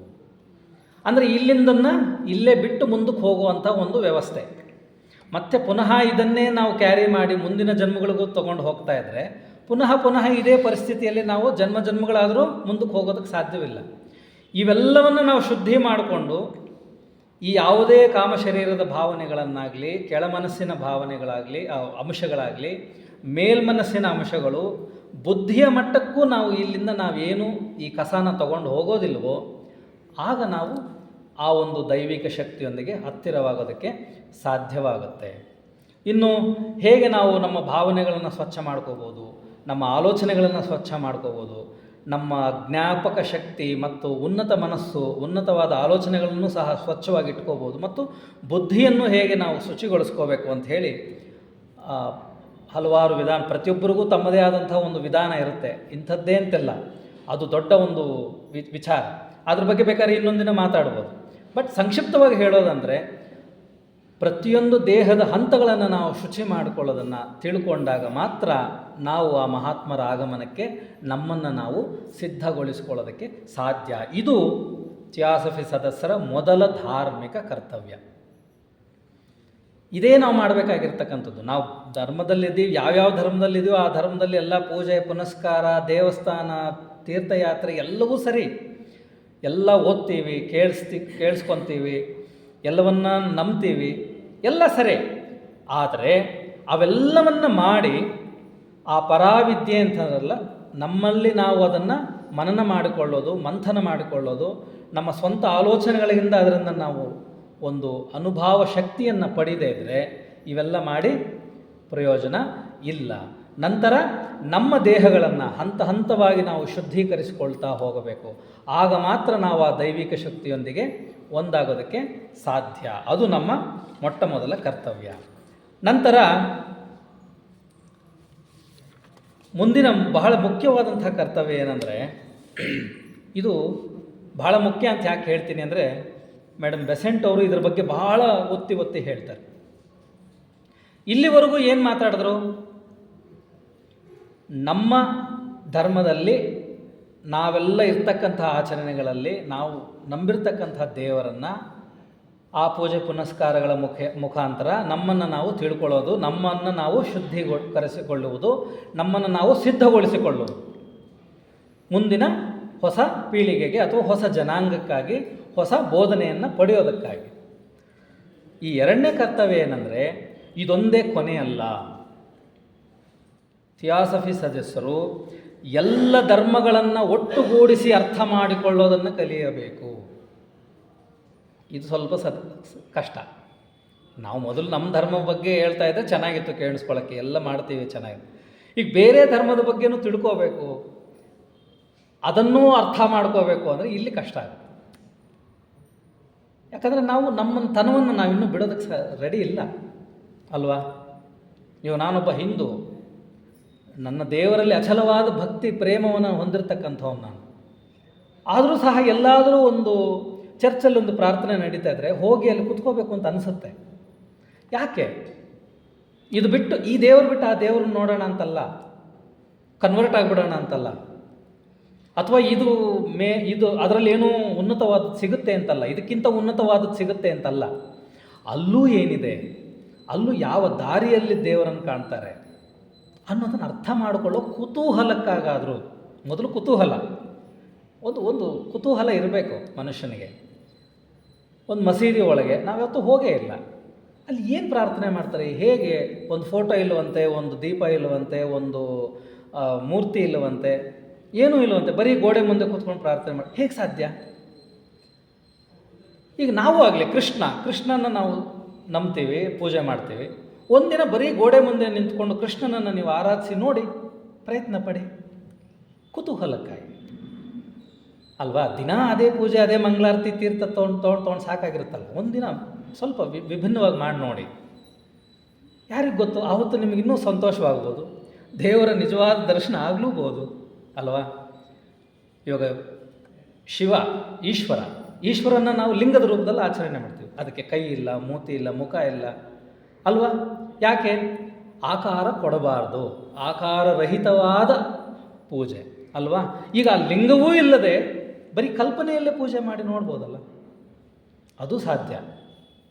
ಸೊ ಈ ರೀತಿ ಥಿಯಾಸಫಿ ಸದಸ್ಯರ ಎರಡನೇ ಮುಖ್ಯ ಕರ್ತವ್ಯ ಏನೆಂದರೆ, ಎಲ್ಲ ಧರ್ಮಗಳನ್ನು ಒಟ್ಟುಗೂಡಿಸುವುದು ಮತ್ತು ಪೂರ್ವಾಗ್ರಹ ಪೀಡಿತವಿಲ್ಲದೆ ಎಲ್ಲ ಧರ್ಮ ಆಚರಣೆಗಳ ಬಗ್ಗೆ ತಿಳುವಳಿಕೆಯನ್ನು ಹೊಂದುವುದು.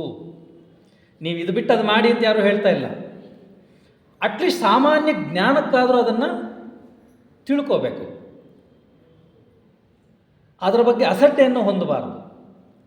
ಇವಾಗ ನಮಗೆ ಕ್ರೈಸ್ತ ಮತದಲ್ಲಿ ಈಗ ಮೊನ್ನೆ ಒಬ್ಬ ಹೊಸ ಪೋಪನ್ನು ಆಯ್ಕೆ ಮಾಡಿದ್ರಲ್ವಾ. ನಾವೆಲ್ಲ ಟಿ ವಿಲಿ ನೋಡಿದ್ವಿ. ಈಗ ನಮ್ಮ ಧರ್ಮದಲ್ಲಿ ನಮ್ಮ ಧರ್ಮಕ್ಕೆ ಸಂಬಂಧಪಡದೇ ಇರೋದು ಅಂಥೇಳಿ ನಾವು ಅದನ್ನು ಸಾಮಾನ್ಯವಾಗಿ ಏನು ಮಾಡ್ತೀವಿ, ನೆಗ್ಲೆಕ್ಟ್ ಮಾಡಿಬಿಡ್ತೀವಿ. ಅವರು ಕ್ರಿಶ್ಚಿಯನ್ಸ್ ಏನೋ ಮಾಡ್ಕೊತವ್ರೆ ಅಂತ, ಹೌದಾ. ಆದರೆ ಒಂದು ಕುತೂಹಲಕ್ಕಾಗಿ, ಏನು ಪೋಪ್ ಅಂದರೆ ಯಾರು, ಕ್ಯಾಥೋಲಿಕ್ ಸಮುದಾಯದ ಉನ್ನತವಾದಂಥ ಧರ್ಮಗುರು, ಆ ಕ್ಯಾಥೋಲಿಕ್ ಚರ್ಚ್ನ ಉನ್ನತವಾದಂಥ ಪರಮಶ್ರೇಷ್ಠವಾದಂಥ ಒಬ್ಬ ಆಡಳಿತಾಧಿಕಾರಿ ಅಲ್ವಾ. ದೇವರ ನಂತರ ಅಥವಾ ಕ್ರೈಸ್ತನ ನಂತರ ಅವರು ಮರ್ಯಾದೆ ಕೊಡುವಂಥ, ನಂಬುವಂಥ, ಪ್ರತ್ಯಕ್ಷವಾಗಿ ನೋಡುವಂಥ ಒಬ್ಬ ಗುರು. ಅವನ ಆಯ್ಕೆ ಹೇಗೆ ನಡೀತಾ ಇದೆ, ಯಾವ ರೀತಿ ಆಯ್ಕೆ ಮಾಡ್ತಾರೆ ಅಂಥೇಳಿ ಒಂದು ಕುತೂಹಲ. ಯಾಕಂದರೆ ಇದಕ್ಕೆ ಹಿಂದಿನ ಸತಿ ಆಯ್ಕೆ ಮಾಡಿದಾಗ ಅದ್ರ ಬಗ್ಗೆ ಅಷ್ಟು ಗೊತ್ತಿರಲಿಲ್ಲ, ಆಗ ನಾನಿನ್ನೂ ಯುವಕನಾಗಿದ್ದೆ. ಅದಕ್ಕೂ ಹಿಂದಿನ ಸತಿ ಆಯ್ಕೆ ಮಾಡಿದಾಗ ನನಗೆ ತಿಳುವಳಿಕೆನೇ ಇರಲಿಲ್ಲ. ಈ ಸತಿ ಒಂದು ಸ್ವಲ್ಪ ತಿಳ್ಕೊಂಡಿದ್ದೇನೆ, ಧರ್ಮಗಳು, ಥಿಯಾಸಫಿಯನ್ನು ಅಧ್ಯಯನ ಮಾಡಿದ್ದೇನೆ, ಇಷ್ಟೆಲ್ಲ ಭಾಷಣ ಮಾಡಿದ್ದೇನೆ. ಈಗ ಒಂದು ಸ್ವಲ್ಪ ಕುತೂಹಲ ಮೂಡ್ತು, ಏನು ಯಾವ ರೀತಿ ಆಯ್ಕೆ ಮಾಡ್ತಾರೆ, ಕಾರ್ಡಿನಲ್ಸ್ ಅಂದರೆ ಏನು, ಇವರು ಯಾವ ರೀತಿ ಸಭೆ ಸೇರ್ತಾರೆ, ಅಲ್ಲಿ ಏನು ಪ್ರಾರ್ಥನೆಯನ್ನು ಮಾಡ್ತಾರೆ, ಈ ಪೋಪನ್ನು ಆಯ್ಕೆ ಮಾಡೋದು ಯಾತಕ್ಕಾಗಿ, ಇದೆಲ್ಲವನ್ನು ನೋಡ್ತಾ ಹೋಗ್ತೀವಿ. ಮತ್ತು ಅಲ್ಲಿರ್ತಕ್ಕಂಥ ರಾಜಕೀಯಗಳೇನು, ಯಾವ ರೀತಿ ರಾಜಕೀಯ ಮಾಡ್ತಾರೆ, ಇವೆಲ್ಲವನ್ನು ಅರ್ಥ ಮಾಡ್ಕೊಳ್ಳೋ ಒಂದು ಕುತೂಹಲ ಅಷ್ಟೇ. ಈ ಕುತೂಹಲ ನಮ್ಮನ್ನು ಎಲ್ಲಿಗೆ ತೊಗೊಂಡೋಗುತ್ತೆ ಅಂತಂದರೆ, ನಾವು ಈ ಧರ್ಮವನ್ನು ಬಿಟ್ಟು ಇನ್ನೊಂದು ಧರ್ಮಕ್ಕೆ ಕನ್ವರ್ಟ್ ಆಗಿಬಿಡಬೇಕು ಅಂತ ಹೇಳಿ ಯಾರೂ ಹೇಳ್ತಾ ಇಲ್ಲ. ಆದರೆ ಆ ಕುತೂಹಲದಿಂದ ಕೆಲವು ವಿಚಾರಗಳು ನಮ್ಗೆ ಅರ್ಥವಾಗ್ತಾ ಹೋಗುತ್ತೆ. ಧರ್ಮವನ್ನು ಅಥವಾ ದೇವರು ಅಂತಕ್ಕಂಥ ಒಂದು ವಿಚಾರವನ್ನು ಎಷ್ಟರ ಮಟ್ಟಿಗೆ ಒಂದು ಪ್ರಜಾತಂತ್ರ ವ್ಯವಸ್ಥೆಗೆ ತಂದು ಅವರು ಅದನ್ನು ಪಾಲಿಸ್ತಾ ಇದ್ದಾರೆ. ಒಂದು ಎಲೆಕ್ಷನ್ ನಡೆಯುತ್ತಲ್ಲಿ, ಪೋಪನ್ನು ಆಯ್ಕೆ ಮಾಡಬೇಕಾದ್ರೆ ವೋಟಿಂಗ್ ಸಿಸ್ಟಮ್ ನಡೆಯುತ್ತೆ. ಪ್ರತಿಯೊಬ್ಬರ ಅಭಿಪ್ರಾಯವೂ ಅಲ್ಲಿ ಮುಖ್ಯವಾಗುತ್ತೆ. ಸೊ ಈ ಒಂದು ವ್ಯವಸ್ಥೆಯಲ್ಲಿ ಆಯ್ಕೆಯಾದಂಥ ಒಬ್ಬ ಪೋಪ್ ನಂತರ ತಾನು ವೋಟ್ ಹಾಕಿದ್ದನೋ ಇಲ್ಲವೋ ಅದನ್ನು ತಾನು ದೇವರಂತೆ ಸ್ವೀಕರಿಸಲೇಬೇಕು. ಅವನಿಗೆ ನಮಸ್ಕಾರ ಮಾಡಲೇಬೇಕು, ಮರ್ಯಾದೆ ಕೊಡಲೇಬೇಕು ಅಲ್ವಾ. ಪ್ರಜಾತಂತ್ರ ವ್ಯವಸ್ಥೆಯಲ್ಲಿ ಈ ವ್ಯವಸ್ಥೆಯಲ್ಲಿ ಆಯ್ಕೆಯಾದಂಥ ಒಬ್ಬ ವ್ಯಕ್ತಿ ಆತನು ವ್ಯಕ್ತಿನೇ, ಮತ್ತು ಆತನಲ್ಲಿ ದೇವರನ್ನು ಮತ್ತು ದೈವಿಕ ಶಕ್ತಿಯನ್ನು ಕಾಣುವಂಥ ಒಂದು ಪದ್ಧತಿ. ಇದನ್ನು ನಾವು ಅರ್ಥ ಮಾಡಿಕೊಂಡಾಗ ಬಹಳ ವಿಸ್ಮಯ ಆಗುತ್ತೆ. ಎಲ್ಲ ರಾಜಕೀಯಗಳನ್ನು ಬದಿಗಿಟ್ಟು ಕೇವಲ ಆ ಪ್ರಕ್ರಿಯೆಯನ್ನಷ್ಟೇ ಗಮನಿಸಿದಾಗ ಅದೊಂದು ವಿಸ್ಮಯ ಕೊಡುತ್ತೆ. ಸೊ ಈ ರೀತಿ ಪ್ರತಿ ಧರ್ಮದಲ್ಲಿರ್ತಕ್ಕಂಥ ಕೆಲವು ವಿಚಾರಗಳ ಬಗ್ಗೆ, ಆಚರಣೆಗಳ ಬಗ್ಗೆ ಒಂದು ಕುತೂಹಲಕ್ಕಾಗಾದರೂ ಪ್ರತಿಯೊಬ್ಬರು ತಿಳ್ಕೊಳ್ಳುವಂಥದ್ದು. ಇವಾಗ ಸಾಮಾನ್ಯವಾಗಿ ಏನು ನಾನು ನೋಡ್ತಾ ಇದ್ದೇನೆ ಅಂದರೆ, ಯಾವುದೋ ಒಬ್ಬ ಮುಸ್ಲಿಂ ವ್ಯಕ್ತಿ ಭಗವದ್ಗೀತೆಯ ಶ್ಲೋಕವನ್ನು ಹೇಳೋಷ್ಟೊತ್ತಿಗೆ ನೀವೆಲ್ಲ ವಾಟ್ಸಪ್ಪಲ್ಲಿ ಶೇರ್ ಮಾಡಿಬಿಡ್ತೀರ, ಮುಸ್ಲಿಂ ವ್ಯಕ್ತಿ ಭಗವದ್ಗೀತೆ ಶ್ಲೋಕ ಎಷ್ಟು ಚೆನ್ನಾಗಿ ಹೇಳ್ತಾ ಇದ್ದೇನೆ ನೋಡಿ ನೋಡಿ ಅಂತ. ಅಲ್ವಾ? ಖುಷಿ ಆಗುತ್ತೋ ಇಲ್ವೋ ನಿಮಗೆ? ಖುಷಿ ಆಗುತ್ತೆ. ಅದೇ ಒಬ್ಬ ಬ್ರಾಹ್ಮಣ ಹುಡುಗ ಒಂದು ಕುರಾನ್ನ ಪಠಿಸಿ ಆ ಒಂದು ವಿಡಿಯೋನ ನಿಮಗೆ ಯಾರಾದರೂ ಶೇರ್ ಮಾಡಿದಾಗ ನಿಮಗೆ ಕೋಪ ಬರುತ್ತಾ, ಖುಷಿ ಆಗುತ್ತಾ? ಅಥವಾ ಒಬ್ಬ ಹಿಂದೂ ಚರ್ಚ್ಗೆ ಹೋಗಿ ಆ ಪ್ರಾರ್ಥನೆಯಲ್ಲಿ ಕೂತ್ಕೊಂಡು ಆ ಪ್ರಾರ್ಥನೆ ನಡೀತಿರ್ಬೇಕಾದ್ರೆ ಇವನು ಒಂದು ಹಾಡು ಹೇಳ್ತೆ, ಅವನು ಹಿಂದೂನೇ, ಅವನು ದೇವಸ್ಥಾನಕ್ಕೆ ಹೋಗ್ತಾನೆ, ಎಲ್ಲ ಏನೋ ಒಂದಿನ ಭಾನುವಾರ ಫ್ರೆಂಡ್ಸ್ ಜೊತೆ ಹೋಗಿದ್ನಪ್ಪ, ಆ ಕೋಪ ಬರುತ್ತಾ, ಖುಷಿ ಆಗುತ್ತಾ? ಈ ಸಂದರ್ಭದಲ್ಲಿ ಖುಷಿಯಾಗಿದ್ದು ಆ ಸಂದರ್ಭದಲ್ಲಿ ಯಾಕೆ ಕೋಪ ಬಂತು? ನಮ್ಮ ಸ್ವಾರ್ಥ ನಾವಿನ್ನೂ ಬಿಟ್ಟುಕೊಟ್ಟಿಲ್ಲ ಅಲ್ಲಿ, ಅಲ್ವಾ? ಎಲ್ಲ ಧರ್ಮವನ್ನು, ಧಾರ್ಮಿಕ ಆಚರಣೆಗಳನ್ನು ಯಾರೂ ಧರ್ಮವನ್ನು ಬಿಟ್ಟು ಇನ್ನೊಂದು ಧರ್ಮಕ್ಕೆ ಮಾರ್ಪಾಟು ಆಗದೇ ಇರತಕ್ಕಂಥ, ಆಗಬೇಕಾದಂಥ ಒಂದು ಪರಿಸ್ಥಿತಿ ಇಲ್ಲ, ಅವಶ್ಯಕತೆಯೂ ಇಲ್ಲ. ಆದರೆ ತಿಳ್ಕೊಳ್ಳೋದ್ರಲ್ಲೂ ತಪ್ಪಿಲ್ಲ. ಬೇರೆ ಧರ್ಮದವನು ನಮ್ಮ ಭಗವದ್ಗೀತೆ ಶ್ಲೋಕ ಹೇಳಿದಾಗ ಎಷ್ಟು ಹೆಮ್ಮೆ ಆಗುತ್ತೋ, ನಾವು ಕ್ರಿಶ್ಚಿಯನ್ ಚರ್ಚಲ್ಲಿ ಹೇಳುವಂಥ ಒಂದು ಹಾಡನ್ನು ನಾವು ಹಾಡಿದಾಗ ನಮಗೂ ಅಷ್ಟೇ ಸಂತೋಷ ಆಗಬೇಕಲ್ವ? ನಮ್ಮ ಒಂದು ಭಕ್ತಿಗೀತೆಯನ್ನು ಹೇಳಿದಾಗ ನಮಗೆಷ್ಟು ಭಕ್ತಿ ಬರುತ್ತೆ, ದೇವರ ಬಗ್ಗೆ ನಮಗೆಷ್ಟೇ ಭಾವನೆ ಹುಟ್ಟುತ್ತೆ. ಮಿಸ್ಟಿಕ್ ಸ್ಟಾರಲ್ಲೋ ಅಥವಾ ಮೆಸಾನಿಕಲ್ಲಿ ಹೇಳುವಂಥ ಒಂದು ಕೆಲವು ಹಾಡುಗಳು, ಚರ್ಚಲ್ಲಿ ಹೇಳುವಂಥ ಒಂದು ಹಾಡಿದಾಗ ದೇವರ ಬಗ್ಗೆ ಅಷ್ಟೇ ಭಕ್ತಿ ಬರಬೇಕು. ಹೆಸರು ತೆಗೆದಾಗಬೇಕು, ಕ್ರಿಸ್ತ, ಭಗವಂತ, ವಿಷ್ಣು, ಶಿವ, ಈ ಹೆಸರುಗಳು ತೆಗೆದಾಕ್ಬಿಡಿ. ದೇವರನ್ನು ದೇವರಾಗಿ ನೋಡುವಂಥ ಒಂದು ಪರಿಕಲ್ಪನೆ ಬರುತ್ತೋ ಇಲ್ಲವೋ? ಆ ಒಂದು ಪರಿಕಲ್ಪನೆಗಾಗಿ ಎಲ್ಲ ಧರ್ಮಗಳ ಬಗ್ಗೆ ತಿಳ್ಕೋಬೇಕು ಅಂತ ಹೇಳೋದು, ಒಂದು ಸಾಮಾನ್ಯ ಜ್ಞಾನವಾಗಿ ಅದನ್ನು ನಾವು ಸ್ವೀಕರಿಸಬೇಕು. ಅದು ಎರಡನೇ ಕರ್ತವ್ಯ. ಇದರ ಬಗ್ಗೆ ನಾನು ಹೆಚ್ಚು ಮಾತಾಡೋದಕ್ಕೆ ಹೋಗೋದಿಲ್ಲ. ಆದರೆ ಮೇಡಮ್ ಬೆಸೆಂಟ್ ಅವರು ಮಾತ್ರ ತುಂಬ ಹೇಳಿದ್ದಾರೆ, ಇದರ ಬಗ್ಗೆ ಒತ್ತಿ ಹೇಳಿದ್ದಾರೆ. ನಾನು ಅಷ್ಟು ಸುದೀರ್ಘವಾಗಿ ಹೇಳೋದಕ್ಕೆ ಹೋಗೋದಿಲ್ಲ, ಸಂಕ್ಷಿಪ್ತವಾಗಿ ಅಷ್ಟೇ ಹೇಳಿದೆ. ನಮ್ಮ ಧರ್ಮವನ್ನು ನಾವು ಆಚರಣೆ ಮಾಡೋದು, ನಮ್ಮ ಆಚರಣೆಗಳಲ್ಲಿ ನಾವು ತೊಡಗಿಸ್ಕೊಳ್ಳೋದು ಎಷ್ಟು ಮುಖ್ಯನೋ, ಬೇರೆ ಧರ್ಮದ ವಿಚಾರಗಳನ್ನು ಸಹ ಸ್ವಲ್ಪ ಮಟ್ಟಿಗೆ ತಿಳ್ಕೊಳ್ಳೋದ್ರಲ್ಲಿ ತಪ್ಪೇನಿಲ್ಲ. ನಾವು ಧರ್ಮ ಭ್ರಷ್ಟರಾಗೋದಿಲ್ಲ, ಧರ್ಮವನ್ನು ಬಿಟ್ಟು ಹೋಗೋದಿಲ್ಲ, ಅಥವಾ ಬಿಡೋ ಅವಶ್ಯಕತೆಯೂ ಇಲ್ಲ. ಆ ಒಂದು ಪ್ರಾರ್ಥನಾ ವಿಧಾನಗಳು, ಅಲ್ಲಿ ಹೇಳಿರ್ತಕ್ಕಂಥ ಕೆಲವು ವಿಚಾರಗಳನ್ನು ತಿಳ್ಕೊಳ್ಳೋದ್ರಲ್ಲಿ ನಮಗೆ ತಪ್ಪಿಲ್ಲ ಅಂತಕ್ಕಂಥದ್ದು ಎರಡನೇ ಕರ್ತವ್ಯ. ಮೂರನೇದು ಮತ್ತು ಬಹಳ ಮುಖ್ಯವಾದಂಥ ಕರ್ತವ್ಯ, ಸಮಯ ಇಲ್ಲ, ಸಂಕ್ಷಿಪ್ತವಾಗಿ ಅಷ್ಟೇ ಹೇಳೋದಕ್ಕೆ ಸಾಧ್ಯ. ನಾವು ಪ್ರತಿ ಕ್ಷಣದಲ್ಲೂ, ಪ್ರತಿ ಕೆಲಸದಲ್ಲೂ, ಪ್ರತಿ ಸ್ಥಿತಿಯಲ್ಲೂ ಧಾರ್ಮಿಕ ಭಾವನೆಯನ್ನು ಬಿಡದಂತೆ ಇರಬೇಕು, ಅಥವಾ ದೇವರನ್ನು ನಮ್ಮಿಂದ ಬೇರೆ ಮಾಡಲು ಸಾಧ್ಯವಿಲ್ಲದಂತೆ ಬದುಕಬೇಕು. ಇದು ಹೇಗೆ? ಮೂರನೇ ಕರ್ತವ್ಯ ಬಹಳ ಸಂಕ್ಷಿಪ್ತವಾಗಿದೆ, ಬಹಳ ಸಿಂಪಲ್ ಆಗಿದೆ, ಸರಳವಾಗಿದೆ. ಪ್ರತಿ ಕ್ಷಣದಲ್ಲೂ, ಪ್ರತಿ ಪರಿಸ್ಥಿತಿಯಲ್ಲೂ, ಪ್ರತಿ ಕೆಲಸದಲ್ಲೂ ನಮ್ಮಿಂದ ದೇವರನ್ನು ಬೇರ್ಪಡಿಸದ ರೀತಿಯಲ್ಲಿ ನಾವು ಬದುಕಬೇಕು. ಉದಾಹರಣೆಗೆ, ಈಗ ಪೂಜೆ ಮಾಡ್ತೀರಾ, ಈಗ ಒಂದು ಉದಾಹರಣೆ ತೊಗೊಂಡ್ರೆ ಒಂದು ಅಂಗಡಿ ವ್ಯಾಪಾರ ಇದೆ ಅಂತ ಅಂದ್ಕೊಳ್ಳೋಣ, ಅಲ್ವಾ? ಅಂಗಡಿ ವ್ಯಾಪಾರ ಲಾಭ ಮಾಡಬೇಕು, ಲಾಭಕ್ಕಾಗಿ ಅಂಗಡಿ ಹಾಕೋದು, ಇಲ್ಲದೆ ಯಾರು ಪುಕ್ಸಟ್ಟೆ ಕೊಡೋಕ್ಕೆ ಅಂಗಡಿ ಹಾಕಲ್ಲ. ಅಥವಾ ಏನು ಮಾಡೋಕ್ಕೇನು ಕೆಲಸ ಇಲ್ಲ, ಫ್ರೀಯಾಗಿದ್ದೀನಿ ಅಂಥೇಳಿ ನಾನು ಸುಮ್ಮನೆ ಹಂಚಕ್ಕಲ್ಲಿ ಕೂತ್ಕೊಳ್ಳಲ್ಲ. ತಂದಂಥ ವಸ್ತು ಅದನ್ನು ಲಾಭಕ್ಕೆ ಮಾರಿದಾಗೆ ಲಾಭ ಆಗೋದು. ಅಲ್ಲಿ ಲಾಭ ಅಂತಕ್ಕಂಥದ್ದು ಕೆಟ್ಟ ಪದ ಅಲ್ಲ, ಅಲ್ವಾ? ಅದು ವೃತ್ತಿ. ನೀವು ಮಾಡ್ತಾ ಇರ್ತಕ್ಕಂಥ ಕೆಲಸಕ್ಕೆ ನೀವು ಹಾಕಿರೋವಂಥ ಸಮಯ ಮತ್ತು ನಿಮ್ಮ ಶಕ್ತಿಗೆ ನೀವು ತೊಗೊತಾ ಇರೋ ಕೂಲಿ, ಅಲ್ವಾ? ನಿಮ್ಮ ಸಂಬಳ ಅದು. ಅಂಗಡಿ ವ್ಯಾಪಾರದಲ್ಲಿ ಪೂಜೆ ಮಾಡ್ತೀರಾ ದೇವರಿಗೆ, ಒಳ್ಳೆಯವನಾಗಿರಬೇಕು, ಒಳ್ಳೆ ಬುದ್ಧಿ ಕೊಡಪ್ಪ, ಒಳ್ಳೆ ಜ್ಞಾನ ಕೊಡಪ್ಪ ಅಂಥೇಳಿ ಕೇಳ್ಕೊತೀರ. ಅಂಗಡಿ ಇದು ಮುಂದೆ ಕೂತ್ಕೊತೀರ. ನಿಮ್ಮಿಂದ ನೀವು ದೇವರನ್ನು, ಅಲ್ಲೇ ದೇವರು ಇದೆ, ನಿಮ್ಮ ತಲೆ ಮೇಲೆ ಫೋಟೋನೂ ಇರುತ್ತೆ. ನೀವು ಅಂಗಡೀಲಿ ಕೂತಿರೋ ಜಾಗದಲ್ಲಿ ಮೇಲೆ ಫೋಟೋನೂ ಹಾಕ್ಕೊಂಡಿರ್ತೀರ, ಕಳಶ ಇಟ್ಟಿರ್ತೀರ, ಪೂಜೆ ಮಾಡಿರ್ತೀರ, ಊದುಗಡ್ಡೆ ಹಚ್ಚೆ ಕೂತ್ಕೊಳ್ಳೋದು ನೀವು. ವ್ಯಾಪಾರ ಮಾಡುವಾಗ ಪ್ರತಿ ಮಾತಿನಲ್ಲೂ ಪ್ರತಿ ಕಸ್ಟಮರೊಂದಿಗೆ ದೇವ್ರು ನನ್ನ ಹಿಂದೆನೇ ಇದ್ದಾನೆ, ದೇವ್ರು ನನ್ನನ್ನು ನೋಡ್ತಿದ್ದಾನೆ ಅನ್ನೋ ಭಾವನೆಯಿಂದ ಎಷ್ಟು ಜನ ವ್ಯಾಪಾರ ಮಾಡ್ತಾರೆ. ಇದು ಬರೀ ಉದಾಹರಣೆ ಅಷ್ಟೇ. ನಾನು ಬರೀ ನೀವು ಶಟ್ರನ್ ಅಂತ ಇದ್ದೀನಿ ಅಂದ್ಕೊಬೇಡಿ, ನೀವು ನಾನು ಕಣ್ಣು ಕಾಣ್ತಾ ಇದ್ರೆ ಅದಕ್ಕೆ ಹೇಳ್ತಾ ಇದ್ದೀನಿ ಅಲ್ವಾ. ಒಬ್ಬ ಲಾಯರ್ ಕೋರ್ಟಲ್ಲಿ ತನ್ನ ವೃತ್ತಿ ಧರ್ಮವನ್ನು ಮಾಡ್ತಾ ಇದ್ದ ಅಲ್ವಾ. ತನ್ನ ಸಾಕ್ಷಿ ಏನು ಹೇಳಬೇಕು, ತನ್ನ ಕ್ಲೈಂಟ್ ಏನು ಹೇಳಬೇಕು ಅಂತಿದ್ದಾನೆ ಅದನ್ನು ಅಲ್ಲಿ ಹೇಳುವುದೇ ಅವನ ಕರ್ತವ್ಯ ಅಷ್ಟೇ.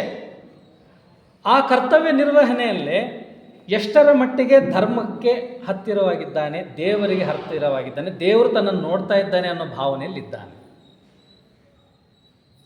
ಒಬ್ಬ ಡಾಕ್ಟರು ಒಬ್ಬ ಪೇಷಂಟ್ ಬಂದಿದ್ದಾನೆ, ಸಿಂಪಲಾಗಿ ಗೊತ್ತಾಗ್ತಾ ಇದೆ, ಇದಕ್ಕಿಷ್ಟು ಮಾತ್ರೆಗಳು ಕೊಟ್ಟರೆ ಮುಗೀತು, ಈ ಟೆಸ್ಟ್ಗಳೆಲ್ಲ ಮಾಡಿಸೋ ಅವಶ್ಯಕತೆ ಇಲ್ಲ ಈ ಕಾಯಿಲೆಗೆ, ಗೊತ್ತವನಿಗೆ ಅಲ್ವಾ. ಎಷ್ಟು ಸಿಂಪಲ್ಲಾಗಿ 1-2 ಔಷಧಿಯಲ್ಲಿ 1-2 ಟಾನಿಕ್ಕಲ್ಲಿ ಗುಣಪಡಿಸಿ ಕಳಿಸ್ತಾ ಇರ್ತಕ್ಕಂಥ ಡಾಕ್ಟ್ರುಗಳೆಲ್ಲಿದ್ದಾರೆ. ಕೆಮ್ಮಿದ್ದಕ್ಕೆ ಸುಮಾರು 10-15 ಟೆಸ್ಟ್ಗಳು ಮಾಡಿಸಿದಂಥವ್ರು ಎಷ್ಟು ಜನ ಇದ್ದಾರೆ. ಅಥವಾ ನನ್ನ ಹತ್ರ ಇನ್ಶೂರೆನ್ಸ್ ಇದೆ ಬಿಡಿ ಅಂತ ಹೇಳಿದಾಗ ಇನ್ನೆಷ್ಟು ಟೆಸ್ಟ್ಗಳು ಬರೀತಾ ಇದ್ದಾರೆ ತಮ್ಮ ವೃತ್ತಿಯಲ್ಲಿ. ಅವರು ಸಹ ಬೆಳಗ್ಗೆ ಪೂಜೆ ಮಾಡಿ ಬಂದಿರ್ತಾರೆ, ದೇವ್ರಿಗೆ ನಮಸ್ಕಾರ ಹಾಕೇ ಬಂದಿರ್ತಾರೆ. ಅವರು ಸಹ ಸ್ವಂತ ಕ್ಲಿನಿಕ್ ಓಪನ್ ಮಾಡಿರ್ತಾರೆ, ಬೆಳಗ್ಗೆ ಅವರು ಸಹ ಪೂಜೆ ಮಾಡೇ ಕೂತ್ಕೊಳ್ಳೋದು ಡಾಕ್ಟರ್ ಸೀಟಲ್ಲಿ ಅಲ್ವಾ. ಯಾರು ಪೂಜೆ ಮಾಡಿದ್ರೆ ಯಾರೂ ಇಲ್ಲ, ಎಲ್ಲರೂ ದೇವ್ರಿಗೆ ನಮಸ್ಕಾರ ಮಾಡ್ತಾರೆ. ಕೆಲಸ ಮಾಡುವಾಗ ಹೆಂಗೆ ಮರೀತಾರೆ ದೇವ್ರನ್ನ. ದೇವರು ಅಂತಕ್ಕಂಥ ಒಂದು ವಿಚಾರ ಅಥವಾ ದೈವಿಕ ಶಕ್ತಿಯೊಂದಿಗೆ ತಾನು ಸದಾ ಇದ್ದರೆ ಯಾವ ರೀತಿ ನಡ್ಕೋಬೇಕು ಅಷ್ಟೇ. ಭಾಳ ಸರಳವಾಗಿ ಇದನ್ನು ನಾವು ಅರ್ಥ ಮಾಡ್ಕೋಬೇಕು. ಅದೇ ರೀತಿ ಪ್ರತಿಯೊಂದು ಬರೀ 3 ಉದಾಹರಣೆಗಳಷ್ಟೇ ಕೊಟ್ಟೆ. ಒಬ್ಬ ಶಿಕ್ಷಕರಾಗಿರ್ಬೋದು, ಅಥವಾ ವ್ಯವಸಾಯ ಮಾಡ್ತಾ ಇರ್ತಕ್ಕಂಥ ರೈತರಾಗಿರ್ಬೋದು, ಯಾವುದೇ ವೃತ್ತಿಯಲ್ಲಿರಲಿ, ಯಾವುದೇ ಕೆಲಸದಲ್ಲಿರಲಿ, ಅವ್ರು ಹೇಳ್ತಾರೆ ಆಸ್ಪತ್ರೆಯಲ್ಲಿರಲಿ, ನ್ಯಾಯಾಲಯದಲ್ಲಿ ಇರಲಿ, ಯುದ್ಧ ಭೂಮಿಯಲ್ಲಿರಲಿ, ನೀನೊಬ್ಬ ಸೈನಿಕನಾಗಿರು, ವ್ಯಾಪಾರ ಮಾಡೋ ವ್ಯಾಪಾರಸ್ಥರಾಗಿರು, ಅಥವಾ ದೇವರನ್ನು ಪೂಜಿಸುವ ಅರ್ಚಕನಾಗಿರು, ಪೂಜಾರಿಯಾಗಿರು, ಯಾವುದೇ ಕೆಲಸ ಮಾಡ್ತಾಯಿರು, ಪ್ರತಿ ಹಂತದಲ್ಲೂ, ಪ್ರತಿ ನಿಮಿಷದಲ್ಲೂ, ಪ್ರತಿ ಸಮಯದಲ್ಲೂ ದೇವರನ್ನು ನಿನ್ನಿಂದ ಬೇರ್ಪಡಿಸಲು ಸಾಧ್ಯವಿಲ್ಲದ ರೀತಿಯಲ್ಲಿ ಬದುಕು. ಇದು ಸ್ವಲ್ಪ ಕಷ್ಟ. ಯಾಕಂದರೆ ಮೇಡಮ್ ಆನಿ ಬೆಸೆಂಟ್ ಅವರು ಹೇಳ್ತಾರೆ, ನಾವು ಭಾಗಗಳಾಗಿ ಬದುಕ್ತಾ ಇದ್ದೇವೆ, ನಾವು ಒಟ್ಟಾಗಿ ಬದುಕ್ತಾ ಇಲ್ಲ, ಒಬ್ಬ ವ್ಯಕ್ತಿಯಾಗಿ ಬದುಕ್ತಾ ಇಲ್ಲ ನಾವ್ಯಾರು. ಸಂಸಾರ ಮಾಡುವಾಗ ಸಂಸಾರಸ್ಥನಾಗಿ ಒಂದು ಭಾಗ, ವ್ಯಾಪಾರ ಅಂಗಡೀಲಿ ಕೂತಾಗ ಅಥವಾ ನಮ್ಮ ಆಫೀಸಲ್ಲಿ ಅಲ್ಲೊಂದು ಎಂಪ್ಲಾಯಿ ಆಗಿ ಅದೊಂದು ಭಾಗ, ಅದೊಂದು ವ್ಯಕ್ತಿತ್ವ ನಮ್ಮದು. ದೇವಸ್ಥಾನಕ್ಕೆ ಹೋದಾಗ ದೇವ್ರ ಮುಂದೆ, ತೀರ್ಥಕ್ಷೇತ್ರಕ್ಕೆ ಹೋದಾಗ ದೇವ್ರ ಮುಂದೆ ಅದೇ ಅವತಾರ ಬೇರೆ, ಅದಕ್ಕೆ ಡ್ರೆಸ್ ಕೋಡ್ಗಳು ಬೇರೆ ಅಲ್ವಾ. ಮನೇಲಿ ಹಾಕೋ ಡ್ರೆಸ್ ಬೇರೆ, ದೇವಸ್ಥಾನದಲ್ಲಿ ಹಾಕೋ ಡ್ರೆಸ್ ಕೋಡೇ ಬೇರೆ, ಆಫೀಸಲ್ಲೂ ಬೇರೆ. ಆ ಡ್ರೆಸ್ ಕೋಡು ಆಯಾ ಸ್ಥಳಕ್ಕೆ ನಾವು ಮಾಡಿಕೊಂಡ್ರು ವ್ಯಾವಹಾರಿಕವಾದಂಥ ವಿಚಾರ. ಆದರೆ ಮನಸ್ಸು, ಡ್ರೆಸ್ ಕೋಡಿಗೆ ಯಾಕೆ ಮನಸ್ಸನ್ನು ಅಂಟಾಕ್ತಾ ಇದ್ದೇವೆ? ಕಾಷಾಯ ಬಟ್ಟೆ ಹಾಕ್ಕೊಂಡು ವಿಭೂತಿ ಹಾಕಿದ ತಕ್ಷಣ ಒಂದು ಬೇರೆ ವ್ಯಕ್ತಿತ್ವ ಥರ ನಾವು ವರ್ತಿಸ್ತೇವೆ. ಮನೆಗೆ ಹೋಗಿ ಟಿ ಶರ್ಟು ಮತ್ತು ನೈಟ್ ಪ್ಯಾಂಟ್ ಹಾಕ್ಕೊಳ್ಳೋಷ್ಟೊತ್ತಿಗೆ ಬೇರೆ ವ್ಯಕ್ತಿ ಥರ ವರ್ತಿಸ್ತಾ ಇದ್ದೇವೆ. ಅದೇ ಒಂದು ಫಾರ್ಮಲ್ಸ್ ಹಾಕ್ಕೊಂಡು, ಶರ್ಟ್ ಹಾಕ್ಕೊಂಡು, ಇನ್ಶರ್ಟ್ ಮಾಡ್ಕೊಂಡು, ಬ್ಯಾಗ್ ಎತ್ಕೊಂಡು ಆಫೀಸ್ಗೆ ಹೋದಾಗ ಅಲ್ಲೇ ಬೇರೆ ವ್ಯಕ್ತಿ ನಾವು. ಹೌದಾ? ನಿಜಾನ ಅಲ್ವಾ ಇದು? ಮೇಡಮ್ ಬೆಸೆಂಟ್ ಅವ್ರು 100 ವರ್ಷದಿಂದ ಹೇಳಿರೋ ಮಾತು ಇವತ್ತಿಗೂ ನಿಜಾನ ಅಲ್ವಾ? ಎಷ್ಟು ವ್ಯಕ್ತಿತ್ವಗಳಾಗಿ ನಾವು ಬದುಕ್ತಾ ಇದ್ದೇವೆ. ಇವೆಲ್ಲವೂ ಸಹ ಯಾವುದೇ ಬಟ್ಟೆ ಹಾಕಿರಲಿ, ಯಾವುದೇ ಸ್ಥಳದಲ್ಲಿ ನಾವಿರಲಿ, ಒಬ್ಬ ವ್ಯಕ್ತಿಯಾಗಿ ನಾವು ಬದುಕೋಕ್ಕೆ ಸಾಧ್ಯವ? ಭಾಗಗಳಾಗಿ ವಿಂಗಡಿಸಿದೆ ಆಯಾ ಸ್ಥಳಕ್ಕೆ ಅನುಗುಣವಾಗಿ ನಾವು ಬದುಕದೆ ಒಂದು ವ್ಯಕ್ತಿತ್ವವನ್ನು ಕಾಪಾಡಿಕೊಳ್ಳೋದಕ್ಕೆ ಸಾಧ್ಯವ? ಆಫೀಸಲ್ಲಾಗಲಿ, ಮನೆಯಲ್ಲಾಗಲಿ, ದೇವಸ್ಥಾನದಲ್ಲಾಗಲಿ ಒಂದೇ ವ್ಯಕ್ತಿತ್ವ. ಅದರಲ್ಲಿ ಒಳ್ಳೆಯದು ಇರುತ್ತೆ, ಕೆಟ್ಟದ್ದು ಇರುತ್ತೆ. ಕೆಟ್ಟದ್ದು ನಮಗೆ ಗೊತ್ತಾಗ್ತಾ ಹೋಗುತ್ತೆ. ಆದಷ್ಟು ಒಳ್ಳೆಯ ವ್ಯಕ್ತಿತ್ವವನ್ನು ಬೆಳೆಸ್ಕೊಳ್ಳೋದಕ್ಕೆ ಪ್ರಯತ್ನವನ್ನು ಪ್ರತಿಯೊಬ್ಬರು ಪಡ್ತೀವಿ. ಮೊದಲು ಒಂದು ವ್ಯಕ್ತಿತ್ವದಲ್ಲಿ ಬದುಕೋದಕ್ಕೆ ಸಾಧ್ಯವಾ ಅಂತ ಕೇಳ್ತಾ ಇದ್ದಾರೆ. ಅವ್ರನ್ನ ಯಾರೋ ಒಂದು ಮಾತು ಕೇಳಿದ್ರಂತೆ, ಆ್ಯನಿ ಬೆಸೆಂಟ್ ಅವರೇ, ನೀವು ಧರ್ಮಗುರುಗಳು, ನೀವು ಧರ್ಮದ ಬಗ್ಗೆ ಭಾಷಣ ಮಾಡೋರು, ಥಿಯಾಸಫಿ ಸೊಸೈಟಿಯಲ್ಲಿ ಬರೀ ಧರ್ಮ, ಆ ಧರ್ಮ, ಈ ಧರ್ಮ ಅಂತ ಹೇಳಿ ಭಾಷಣ ಮಾಡ್ತೀರಾ, ಮತ್ತು ಆಧ್ಯಾತ್ಮ ಗುರುಗಳು, ನೀವು ಆಧ್ಯಾತ್ಮ ಬಗ್ಗೆ ಭಾಷಣ ಮಾಡ್ತೀರಾ. ಈ ಕಾಂಗ್ರೆಸ್ ಪಕ್ಷದಲ್ಲಿ ನಿಮಗೇನು ಕೆಲಸ, ರಾಜಕೀಯದಲ್ಲಿ ನಿಮ್ಗೇನು ಕೆಲಸ, ಯಾಕೆ ಬರ್ತೀರಾ ಇಲ್ಲಿಗೆ ಅಂತ ಕೇಳಿದ್ರಂತವ್ರು. ಸ್ವಾತಂತ್ರ್ಯ ಹೋರಾಟಕ್ಕೆ ಯಾಕೆ ಬರ್ತೀರಾ, ನಿಮ್ಗೆ ರಾಜಕೀಯಕ್ಕೂ ನಿಮಗೇನು ಸಂಬಂಧ, ಹೋಗಿ ಅಲ್ಲಿ ಹೋಗಿ ನೀವು ಆಧ್ಯಾತ್ಮ ಭಾಷಣ ಮಾಡಿ ಅಂತ ಕೇಳಿದ್ರಂತ. ಇವರು ಅದಕ್ಕೆ ಉತ್ತರ ಕೊಟ್ಟಿದ್ದಾರೆ, ನಾನು ಧರ್ಮವನ್ನು ಅರ್ಥ ಮಾಡ್ಕೊಂಡಿರೋದ್ರಿಂದ, ಆಧ್ಯಾತ್ಮವನ್ನು ಅರ್ಥ ಮಾಡ್ಕೊಂಡಿರೋದಕ್ಕೆ ನನಗೆ ರಾಜಕೀಯ ಕ್ಷೇತ್ರದಲ್ಲೂ ನನ್ನ ಕರ್ತವ್ಯ ಇದೆ ಅಂತ ಹೇಳಿ ನಾನು ಬಂದಿದ್ದೇನೆ. ಧರ್ಮ ಆಧ್ಯಾತ್ಮ ಬೇರೆ ಅಲ್ಲ, ನನ್ನ ಸಾಮಾಜಿಕ ಪರಿಶ್ರಮವಾಗಲಿ ಅಥವಾ ಸಾಮಾಜಿಕ ಕರ್ತವ್ಯವಾಗಲಿ ಇದು ಬೇರೆ ಅಲ್ಲ ನನಗೆ. ಇಲ್ಲೂ ಸಹ ನಾನು ಅದೇ ಧಾರ್ಮಿಕ ಮತ್ತು ಆಧ್ಯಾತ್ಮ ಸಾಧನೆಯನ್ನು ಮಾಡ್ತಾ ಇದ್ದೇನೆ ಅಂತ ಹೇಳ್ತಾರೆ. ಅವ್ರು ರಾಜಕೀಯದಲ್ಲೇ ಇರ್ಬೋದು, ರಾಜಕೀಯ ಭಾಷಣ ಮಾಡ್ತಿರ್ಬೋದು, ಸ್ವಾತಂತ್ರ್ಯ ಹೋರಾಟದ ಒಂದು ಸಂದರ್ಭದಲ್ಲೂ ಇದೂ ಸಹ ಒಂದು ಆಧ್ಯಾತ್ಮಿಕ ಕೆಲಸ, ಇಲ್ಲೂ ಸಹ ನಾನು ದೇವರ ಸೇವೆಯನ್ನು ಮಾಡ್ತಾ ಇದ್ದೇನೆ ಅನ್ನೋ ಭಾವನೆ ನನಗಿದೆ. ಎಷ್ಟು ಉನ್ನತವಾದ ಆಲೋಚನೆ. ಸ್ವಲ್ಪ ಮಟ್ಟಿಗಾದರೂ ನಾವು ನಮ್ಮ ಒಂದು ವೃತ್ತಿಗಳಲ್ಲಿ, ಪ್ರತಿಯೊಂದು ವೃತ್ತಿಯಲ್ಲೂ ಇದೂ ಸಹ ದೇವರ ಕೆಲಸವೇ ಅಂಥೇಳಿ ನಾವು ಎಷ್ಟು ಜನ ನಾವು ಅದನ್ನು ತಿಳ್ಕೊಂಡಿದ್ದೇವೆ. ಅದು ನಮ್ಮ ಮೂರನೇ ಮತ್ತು ಕೊನೆಯ ಒಂದು ಕರ್ತವ್ಯ. ಕೊನೆ ಅಂತ ಹೇಳೋಕ್ಕಾಗಲ್ಲ, ಆ್ಯನಿ ಬೆಸೆಂಟ್ ಅವರು ಹೇಳಿರೋ ಮೂರನೇ ಕರ್ತವ್ಯ. ಪ್ರತಿ ಸ್ಥಳದಲ್ಲೂ, ಪ್ರತಿ ನಿಮಿಷದಲ್ಲೂ, ಪ್ರತಿ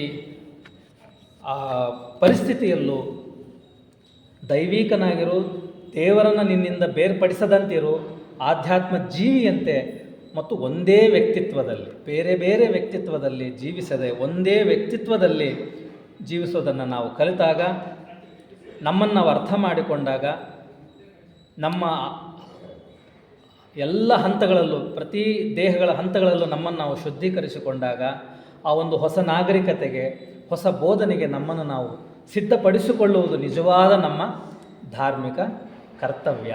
ಎಲ್ಲ ಧಾರ್ಮಿಕ ಆಚರಣೆಗಳನ್ನೂ ಮಾಡಿ ಅದರ ಜೊತೆಗೆ ನಮ್ಮಲ್ಲಿ ಎಷ್ಟು ಅನುಭವವನ್ನು ನಾವು ಬೆಳೆಸ್ಕೊತಾ ಇದ್ದೇವೆ, ಆ ಪರವಿದ್ಯೆಯನ್ನು ಎಷ್ಟು ವಶಪಡಿಸ್ಕೊಂಡಿದ್ದೇವೆ ಅನ್ನೋದನ್ನು ನಾವು ಅರ್ಥ ಮಾಡಿಕೊಂಡು ಪ್ರತಿಯೊಂದು ಆಚರಣೆಗೂ ನಮ್ಮದೇ ಆದಂಥ ಭಾವನೆಗಳನ್ನು ನಾವು ಹುಟ್ಟು ಹಾಕಬೇಕು. ಆ ರೀತಿ ಮತ್ತು ಇತರ ಧರ್ಮದಲ್ಲೂ ಇರ್ತಕ್ಕಂಥ ವಿಚಾರಗಳನ್ನು ನಾವು ಒಂದು ಜ್ಞಾನವಾಗಿ ಅದನ್ನು ಸ್ವೀಕರಿಸಿ ಒಂದು ಸಂಪೂರ್ಣ ವ್ಯಕ್ತಿತ್ವವಾಗಿ, ಧಾರ್ಮಿಕ ವ್ಯಕ್ತಿಯಾಗಿ ಎಲ್ಲ ಸ್ಥಳದಲ್ಲೂ ನಾವು ಜೀವನ ಮಾಡೋದೇ ನಮ್ಮ ಥಿಯಾಸಫಿ ಸದಸ್ಯರ ಕರ್ತವ್ಯ ಅಂತ ಹೇಳ್ತಾ ನನ್ನ ಮಾತನ್ನು ಮುಕ್ತಾಯಗೊಳಿಸ್ತೇನೆ.